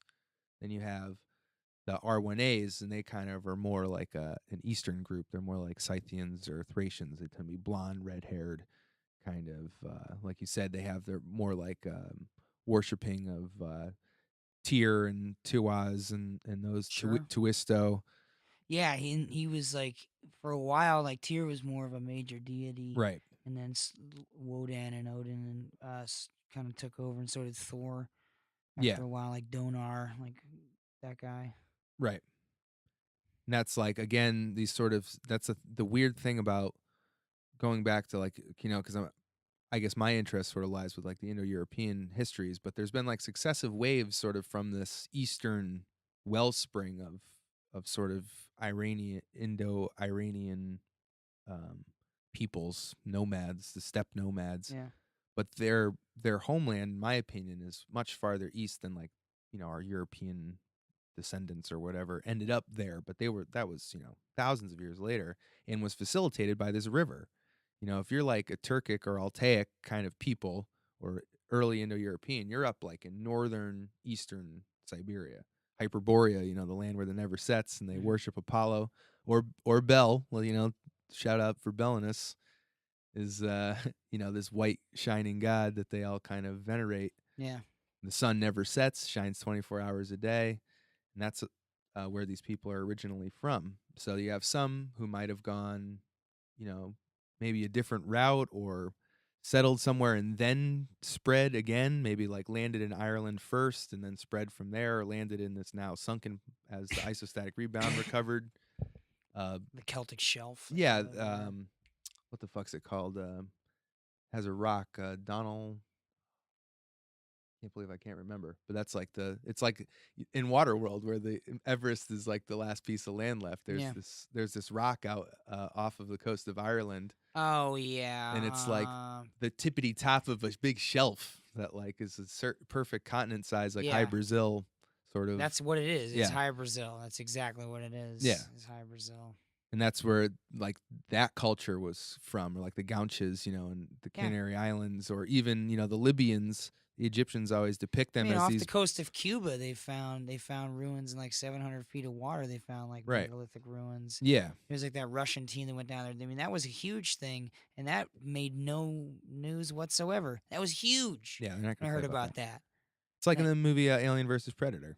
And they find the pyramid in Antarctica. They don't tell anyone. Stretch. But that I could imagine. I wouldn't be surprised. Yeah, if they were to find something like that, they wouldn't tell shit to anybody. If there's shit out in the middle of the Sahara, you sweep away anything around this planet. I'm sure at one point in time. I mean, then you start talking about Antarctica. Then you're treading into the Hollow Earth territory, and that's a whole other fucking can of worms that I don't even understand. Yeah. Like, I don't understand how that's possible. Incas, too. I don't understand how there's a hole in the top of the Earth in the North Pole. It's a torus, It's toroid. Yeah. The Earth itself, the planet, is a physical toroid. Maybe. I don't think so. I don't know. I don't think so. I think it's a solid. I think we're a solid block. I don't think there's a hole in the North Pole in the middle of the ocean where the water just doesn't. Well, it's like a geode, Where's the water go? It's like when you capillary action, when you like have two thin layers, like the water, like, have you ever like tried to pour a cup and the water catches the glass and then flows down and then drips? Yeah. It'd be like that. Like it would just stick to the inside. Oh. Yeah. So that means there could be oceans in the Earth, like oceans within the Earth. I don't know. It's some wild shit. Yeah. Or maybe it's like, we're like the planet's, the crust, or like, the layer that we've gone down into. Because otherwise we just done like ground penetrating radar and stuff is it's measuring seismic waves and how they react. I wouldn't go down there. No way. Like that story of that guy who supposedly flew his plane in there. And Admiral Byrd. The aliens were like, hey, listen, don't come down here. Okay. The Agarthans. Listen, can you not come backstage, please? Just, stay out here. Play your game. And we'll watch you. Yeah, we'll play ours. We'll watch you, and we'll keep, we're keeping the engines, we'll keep the thing running. Don't worry about it. Just don't bother us. It's really strange. Well, it could be like a geode, where like the gas in the middle, or like maybe the remnants of like a white dwarf star or something, like we don't know where like. So it's kind of like a Ring World, like a Larry Niven novel in like the middle of our planet, like the inside of our planet is sort of like Halo, like a sun in the middle of the planet. Yeah. Like, and that's in Hindu mythology, Ravana like lived in, Lanka was his kingdom, and it was like this big iron sphere in the center of the earth with like a star inside of it, Pretty weird shit. No, that couldn't possibly have happened. It can't possibly be true. Yeah, it's crazy talk. I learned that in school. That's crazy talk, I guess, is what I'm basing that on. So whoever was running the curriculum really just decided what was real and not for me. Don't you just want to get conked on the head and like wake up and see that shit happening? No, not really. No? No, because it would just complicate things too much. Like even thinking about it like makes me all paranoid and weird. Like if I knew it was real, then I'd just like, I don't know what I would do. Well, you just go back and it would just kind of be like, you know what? I bet you would just go back and it'd be sort of like, it was all a dream. No, it would just be like, all right, so say you went back to the Colchester of 10,000 BC, and instead of St. Andrew's Church, there was, the Temple of Baalit. It's like, oh yeah, there's High Priest Actamon. Hey, how you doing? You're down at the market, you see him browsing for tomatoes, and you're like, oh, I don't know. It would probably be the same. And we're like sitting here like, oh, people riding fucking dinosaurs and, wizards and all sorts of weird shit going UFOs. on. There probably was, but it was probably mundane to those people because it was just happening all the time. We drive in airplanes. Like if you took someone from 1700 and brought him here, they'd be like, oh my God, what is that? A car? It would just like blow their fucking minds. Like it would be inconceivable. It's like, I don't know if it's apocryphal or what, but I've heard the story where, like when the first big sailing ships kind of came into the Americas, like people couldn't see them. Like they'd go out and be like, "Hey, I see something on the horizon." They'd be like staring at the horizon. I think, I think there's something there. And then they like have to bring out like the elder or whatever, and he like stared and stared and stared. He's like, "Yeah, I think it's like a craft or it's clouds or something." Like they couldn't even see it because their mind, it was like an optical illusion, kind of had no like reference to. Yeah, they didn't know what Yeah, so it that you was. hear shit like it was a flying wheel in the sky, or it was like a bell of burnished bronze, like because they were just like, what's the closest thing I could equate this to? And it's just this weird comparison because, how, you know, how the fuck is someone from? So yeah, are these devices in craft and biblical, just these things described in the Bible or in ancient legend, like what are they? Are they alien craft? Are they precursor craft? Are they one of the other species that exist on this planet? Did you hear about that It's just all That conjecture. former Canadian defense minister going public saying that we've 80 different fucking species of aliens visiting this planet. No, They want nothing to do with us because we fight each other, we fight ourselves, and little primitives. yeah, and how they've been visiting us for thousands of years, and it's a big cover up, and yeah, check it out. I'm not surprised, Yeah. but you get into like conjecture. It could be a lot of things, transdimensional beings is sort of like makes sense to me in a Well, lot what of if some of ways. them are transdimensional? Demons, aliens, different, like you said, different species, interior Earth dwellers. Like there's a lot of. They're probably all real. They're probably all. Maybe it's just like Men in Black. Well, yeah, maybe the answer is yes, and they're all real, and they, are working against one another or with one another. Maybe they have Well, it's the alliances. fae. It's the fae. It's the fairy folk. It's the demigods and gods and Right. you know. The And then there's Asuras, the Devas, and the It's angels, always the demons. they're represented everywhere. They're represented in every single different religion and every single culture. It's always like there's a good team, a bad team, like a neutral team. Yeah, with entities, myriad you know. entities on both Yeah, sides. each team is sort of spread between. Each team is all spread out between there could be good goods and good neutrals and bad good kind of. It's very strange. Yeah, and like I said, Life has many facets and is very strange. it's a weird place. If there's infinite realities, or if dark matter has intelligent beings that dwell within it. I mean, we can't perceive dark matter, but our equations have to account for like 95% of the universe being made out of it. Like, so we're missing out on 10 dimensions and 95% of the matter in the universe. That's what you're telling me right now. So I guess we really don't like have a very good grasp on this universe we live in, do we? Like, not very much at all. Yeah. So once you at least when you realize you don't know, you're up for anything. So it's sort of dangerous, I guess, because you can go off the deep end, but at the same time, the stuff we're told is real and shit. Have we've been getting less and less faith in as I get older, Yeah. People don't know shit. Yeah, I don't know. That's why I kind of have stayed out of all the news lately. Just everything. I've just kind of stepped out of it. I was following like what was happening in Ukraine for a while, just because that was really big for me. It's like, come on, folks, look, this is clearly Russia.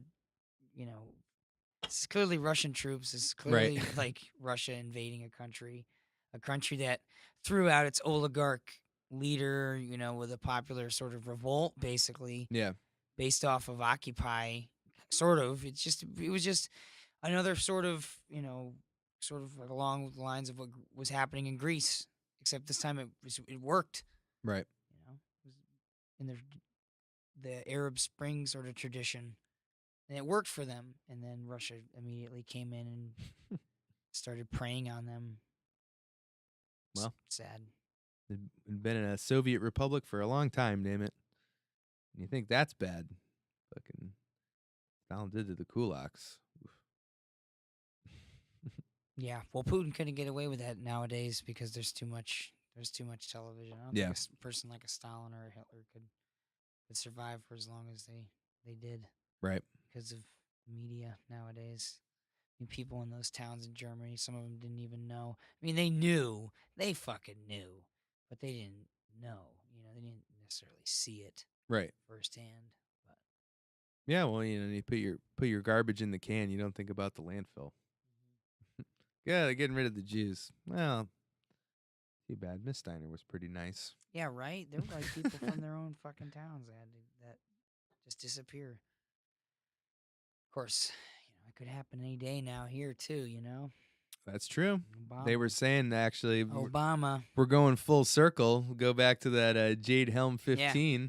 It was one of the conspiracy websites I was reading. They said that there was train cars in Texas now. A few of the state troopers had seen them that have shackles in them and stuff. They're like cattle cars, basically, for just cool. transporting the ready to go people to to FEMA camps. Ready to go to that big processing center in Indiana or wherever it is, like Illinois. There's like a huge train station that the Army Corps of Engineers bought.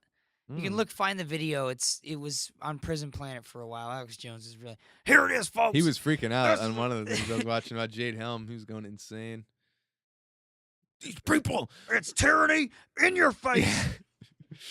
How did they get away with it? It's like so mad. He's like the Don West of, like Did you ever see Patriots. Waking Life? Did you ever see Waking Life? That movie, it's all rotoscoped. It's about the kid doing lucid dreaming. No, you were telling me about There's a part it. with Alex Jones where he's in a car and he's like talking about the dynamic human spirit which just refuses to submit. He's like screaming and his head's getting redder and redder and redder and redder till it's like purple. And I'm not gonna take it anymore. Yeah. He's screaming through the bullhorn. I'll see you in court. Yeah, he's crazy. Yeah, he's nuts. But I mean, he came around during a time like he came into the game when like Waco was going down. And Right. He knew Branch Davidians, That's how close he was to government shenanigans. Like Yeah. he knew people who were Branch Davidians and he knew about Waco and he was basically right there when it was going down. It's fucking crazy. Because that shit, to this day, that was some real bullshit. What was happening in the early 90s with like Ruby the Ridge domestic, and Waco and all that domestic Michigan terrorist militia crackdown. stuff. Yeah, that was the first wave. That was Oklahoma like the hard City. wave. That was like the Dude, man, they were. I was reading that Fear and Loathing on the Campaign Trail, a Hunter Thompson book, and he was talking about the Safe Streets and Crime Prevention Omnibus Act of 1968, which gave like broad wiretapping authorizations for the NSA. It was like the first one that officially made it legal for them to kind of fucking just start rifling through people's phone calls and shit randomly, and created all sorts of like funding and coordination between federal government and police and stuff. It was like one of the really sort of first nails in the coffin because they were running scared because of all the fucking anti-war protests and stuff. Yeah. And I mean, really, if you want to go back, like the Palmer raids of the 1920s and shit, just like rounding up people and deporting them with like no trial or anything, and like, because they're bomb throwing anarchists kind of shit, sovereign citizens, very much. They don't accept our authority and they're causing trouble at our factories. Yeah, so it's always been the free men. It's always been like they've always been a problem. Yep. Is people who don't necessarily need your teat to suck on. You know what I mean? Exactly, and that's how you free yourself. Yeah. That's the hope, is like if you can get away from being like, oh, but I need a job. Oh, but we need the economy. Like that's exactly what they fucking want. Is that the best behaved slave is the one who demands that they be enslaved. That's what people do. Like, we want our jobs. Like, why the fuck do you want a job? It's you're asking for the day when the dragoons ride up to the gate and you're like, oh, I'm not a servant of the king, and you get fucking shot in the face, and your son's like, Pa! And then, they burn the farm down and slaughter the stock and all that shit. It's going to be a real that's basically Uncle Lars and Aunt Beru moment. Yeah, exactly. You're just setting yourself up for that. But I mean, it's going to be you're going to live a good life, and you're not going to. Well, no, because you can't stand your ground. You have to abide in the places that men abhor. Tao 3. Just fucking move on. Like, I'm nobody, I'm nothing. You want what I got? Take it. I don't want it. That's how you survive. Well, that's how you survive. Hey, just float Just like a don't let 'em styrofoam kill cup you. on a pile of shit water, Go out to that. Where's that place out in West Texas you were looking at? Oh, the Square Mile? That land's going way up though. I think must have been like shale under it or something. Or it's just Boeing's people are gonna buy it up to build their sound laser fence or whatever. Yeah. Or just part of Jade Helm. Running Man. Yeah, no, it would be like a sonic fence. They just put a ball. They just like implant like a device in incapacitate you with pain. Yeah. Ugh. Or like get like a mag thing that put a ball in your head. Have you seen those videos of the African migrants that are crossing like the Mediterranean to Spain and or there's like there's a city in Africa that Spain still owns or something. It's like they have one city. Setua?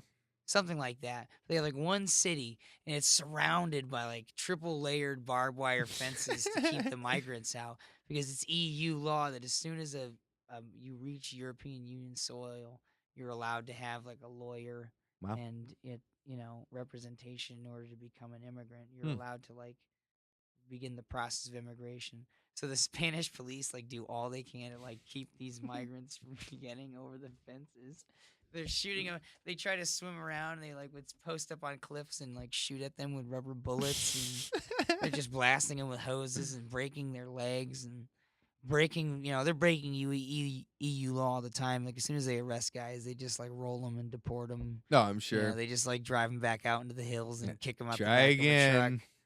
Like break some of their feet, break their toes or something, just to like try to keep them from hit them in the migrating. face with the. It's just such a weird. Like there's so much shit wrong. Well, there's slaves in Dubai too. Yeah, those people. That's even worse. They run out of money, and you have to basically they steal your passport when you come in. They're like, "Oh, we're taking this," and then when they, you have to buy everything at the factory store and work at the factory housing, live there. Yeah. They don't pay you enough to buy.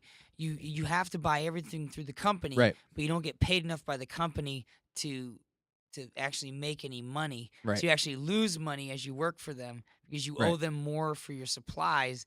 And then eventually, the longer you work for them, the longer you're in debt to them. Right. And if you stop working, say you lose your job, then you're in debt to them. And if you don't pay, then you go to jail. But our whole society so you is either can have a job and have debt or just be in jail. And how is that any different than Americans? That's our whole society in a nutshell, writ large. It's like that system of just getting deeper and deeper in debt because there's no way to get out of it because debt is just a promise to pay with interest. So there's not enough money ever generated to actually service all of the interest because there isn't enough money principal in the world. It doesn't exist.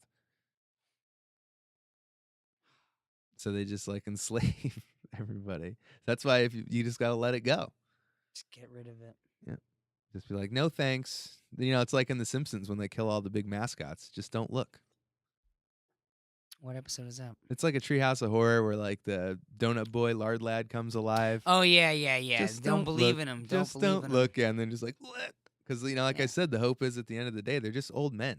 Like that's the thing. They're old men. I could beat up old men. Well, right, and they put so much value in symbols, and the whole idea behind symbols is like people have to believe in them to give them power, Right. Yeah. Well, no, people have to. That's the thing about the ritual you mentioned earlier too. Is like Catholic Mass was in Latin until like the last 70 to 50 years. Let's say predominantly was in Latin, but billions of people attended who didn't speak Latin. It doesn't matter that you understand the ritual. What's important is that the ritual is performed because that's what if we are talking about like magic and stuff like that, that's what gives them the power is the incantation. It's not necessarily that you really understand it. That's why magical spells exist because it's like runes, a bunch of hocus pocus and a real deal, dude. Like runes is there's this podcast I listen to, Northern Runes Radio, with these dudes who are like they're all Azatru, they're all Azatoire or whatever they call themselves, and they don't play with that shit. They really don't. They did a series in the runes where they explain what each rune is and the significance behind it and how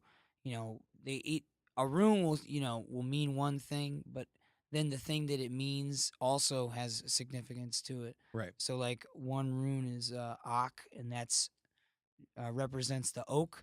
But then when you use it and when you're trying to bind it or whatever, I didn't get into any of that. I was just kind of learning about it. But when you're using it to like apply the attributes of the oak to your life or to Right. whatever you're trying to bind that rune to. So, and the oak would be used for, because it's sturdy, it's strong, it can handle great tasks. So you would, use that word. And there are other words in the Futhark that the other runes that mean different things. And if you practice it in order, when you reach the end, it's designed to like bring you to a level of understanding, because the final runes of like the Futhark uh, represent the dual nature of the world, like the two different sides of the world tree. Like one side of the world tree is an ash tree, and the other side is the U side. And the U side is like the esoteric side, where it's like the magical side, and the ash side is like endoteric or whatever the Exoteric. exoteric. Yeah, the ash side is the exoteric side, and the physical and the reality side. Right. So they don't, but they warn you. They're like, don't invoke any of this stuff and don't play with it. Don't meditate. Don't even meditate on the higher runes, because you do open yourself up for confusion. Like Yep. you could fry your brain. You can really they were serious. They're like, you Right. could fry your brain if you just jumped into like working on oh gosh, what's the last one? Year. Yeah, it's year. It's like YR year. If you just jumped right into doing that, you'd be in a whole heap of trouble. Yeah. And Yeah. they take it very seriously, and I was really surprised, because when I was a kid, I would fuck around and I would write them down. I was like, oh, cool, it's like Lord of the Rings or something. But they're like, no, you shouldn't even do that. You shouldn't even do that. Just Yeah, you got to be careful what you're doing and who you're talking to and what you're invoking. But he said they were saying that it's better, for people who speak English to at least educate themselves on it, because our language, that's sort of that's our writing, that's Right. our ancient writing are the runes, but our language, we don't write with our characters. Yeah, use Latin. We write in Latin characters. So already we're like taking some of our power, the power of our language away from us. Right. Just by using a different set of characters. So we don't even know like how our words are formed, because then you start thinking like certain words are written with certain runes, and then those runes that comprise that word each stand for something. So then the word itself represents like a chain of Right. feelings, just like and Hebrew. ideas and symbols. Exactly. That's why the Tetragrammaton, like, you're not supposed to, really use it or anything like that. And like, each character in the Hebrew alphabet has 7 meanings. That's what the sort of Kabbalists and gematrists say. It's a number. Originally, it was a picture, so it's a picture of something, a stylized image. It stands for a syllable. It stands for a letter, and it has, I think, 2 other meanings that I don't even know. But they say there's 7. Each character means 7. I think because when you start pairing them and adding them to words and letters and stuff, you get different like 2s and 3s, or pairs, or like triples and pairs of letters mean things together and stuff too, like ligatures or whatever. So it's really interesting. And Greeks were very conservative about their alphabet too. They had 27 letters, which is kind of interesting numerologically, because it's 9 times 3 and that kind of thing. And you had to, if you wanted to, like a local dialect, if it had sort of, say it was an Anatolian language that it also spoke, so it needed to have certain, loan words had syllables and sounds in them that Greek didn't have a letter for or something. They would take a letter out before they put a new letter in. They would never fuck with the amount of numbers of letters that they had. And many magic books that were written in like the Byzantine period, or like the kind of Neoplatonic period in Greek and stuff, because it was one of the academic languages of the ancient world, have these like long strings of vowels. Like the 7 Greek vowels are sort of, they were on a lot of magic charms and stuff. There's very powerful, uh, sounds or vocalizations, and they would put all these Greek vowels together. So like if you were to sing it out, it'd be like these like series of tones and stuff Yeah. like that. So like, again, that's sort of auditory, magic in order to like, we were talking about monoliths or megaliths and stuff kind of earlier to levitate stones. We've talked about that. Where like, Or to attune yourself, to attune yourself to sure, meditating, uh, mantras, all that stuff. In fact, I was watching. There's a Mahabharata, it's like Saturday morning cartoon on YouTube that I watch with Violet sometimes. I was watching that today, and they were talking about how one of the gods, as a boon, gave this woman like a mantra to say, and if she did, she'd like have a son or whatever. Like produce a son, invoke a god to produce a son and stuff. Man, it's so strange. Sort of like power of sound and stuff. It seems to be pretty consistent. Again, one of those sort of common threads throughout the ancient world, like no matter where you go. sound. Yeah. Yeah. Yeah, I was thinking about it when I was watching the season finale of Vikings the other Or day. symbolism as sound, too. It's set, this particular episode is the finale of the third season. They're set in Paris, and they're like attacking Paris, and they have a scene in the church, and there's no organ, so it's just like a bunch of monks, and they're all chanting. I was thinking to myself, I'm like, oh, that's the organ, Yeah. and how it's sad how that got replaced by. Over time, we've taken our voices out of a lot of things that we do. Um, I was watching this other thing about sea shanties the other day. How like guys would just sang while they worked, and that's just what they did. It wasn't because that's just how they entertained themselves. It's just how they kept busy. Yeah. It's just how they kept life going. There's a lot of singing all the time. Now people don't sing like they used to. I don't know how just things have changed. Yeah. Or like, I was actually listening to Kalevala a little bit today too. And Vainamoinen, he like creates the world through song. He's like the first bard or whatever, creates the first lyre out of a pike's jawbone. Oh, Van and Moinen, Yeah. the guy from Finland. Yeah, the Oh, Finnish. that dude's story is fucking crazy. Yeah. All the weird shit he did, and he was just running around like a big white beard and like red robe or whatever. That thing that he created, what was that? The Sampo. The Sampo that just It's the vault of heaven, just makes but didn't it like just make whatever? Yeah, it's a mill. Yeah, and it like as it turned, it would grind out gold in the first stage, and then salt, and then I think it was, or maybe and then only grist at the end or something, or only sand. That's what like produced sand at the end. It was just like the age of sand. But yeah, that's all. Hamlet's mill is all based on that. The story Hamlet has to do with that story. It's Really? like a derivative. Yeah, you were through telling me Hamlet's Shakespeare Mill is the through book I gotta read. Saxo Grammaticus into the Finnish bards. Like and so and you think about that guy, like what the fuck?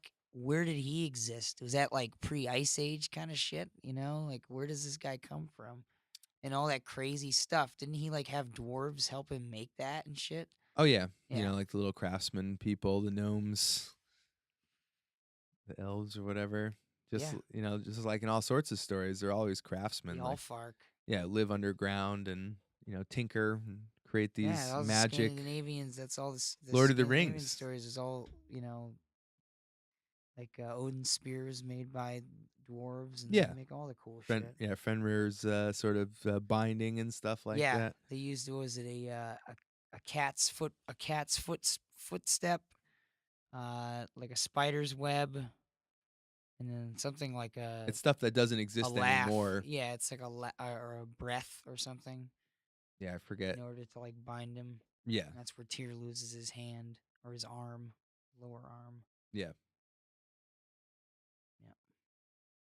Yeah, those Azator guys, they still believe, believe in the gods, that they still exist, like that Ragnarok hasn't happened yet. I don't know, I always thought it had already happened or something, like it was a long time ago. And that they were just like a race of like mythical sort of humans. See, I don't know. I think that point. But then, I don't know. I think I still see pairs of ravens flying around. They're not crows. They're always ravens. Yeah, there's a limping one who lives at the library. He lives on top of the library at the school, He's always like limping around and like raw. Yeah, I'm like, oh, what's they're up, not Bran? crows, it's What are like you doing? Ravens, dude. Yeah. I always see like pairs of ravens flying around. But he's been there for years, so like I don't know if someone's feeding him or like if he He's just hanging catches around. catch can. But he's like lame, you know. He kind of limps a little bit, croaking around. You should befriend him. Like old Bran. Hello, Terry. Hello, Terry. Come on. They're really Come on. smart. I wouldn't mind having a raven. I mean, they're creepy. They probably like peck your fucking eye out. if something bad went down, but they're really smart. And Yeah. pretty cool. Doubt he's smart enough for me. Creepy bird. Yeah. Well, it was pretty long anyway. Yeah. 2.5 hours. I say we've covered about everything. All right. Well, and there's always more visits in the future. That's right. Cover stuff in more detail. Yeah, definitely, man. Prepare some notes. All right. Well, good night, folks. Thanks for tuning in, and we'll see you next time. Bye-bye. Bye. Bravo, bravo. One more time for Robbo and Steve putting on this wonderful podcast, entertaining us all here at the Bradley Teletheater. Thank you all for coming down. This was a live show. I really appreciate you all coming here. My name is Mr. Fish. Why do they call me Mr. Fish, you ask? That is because I am in charge of security, and I am also responsible for the searching for the contraband and making sure you have nothing down there in your holes. So Mr. Fish didn't have to go fishing in any holes tonight or get his little fishy hands all over your body parts, anything like that. So thank you once more for everybody coming down and being so well behaved. We can do this next time. If the show runs long like it did, we can take orders for pizza. You all just gotta throw in and make sure everything comes out even, including tip. And none of that's gonna be on me. You all gotta pick the restaurant. So anyways, thanks for all coming down. Single file line to the left, single file line out to the right. You all know what to do. Nobody put a fire on, and nobody better call the cops. Okay, have a good night, bye.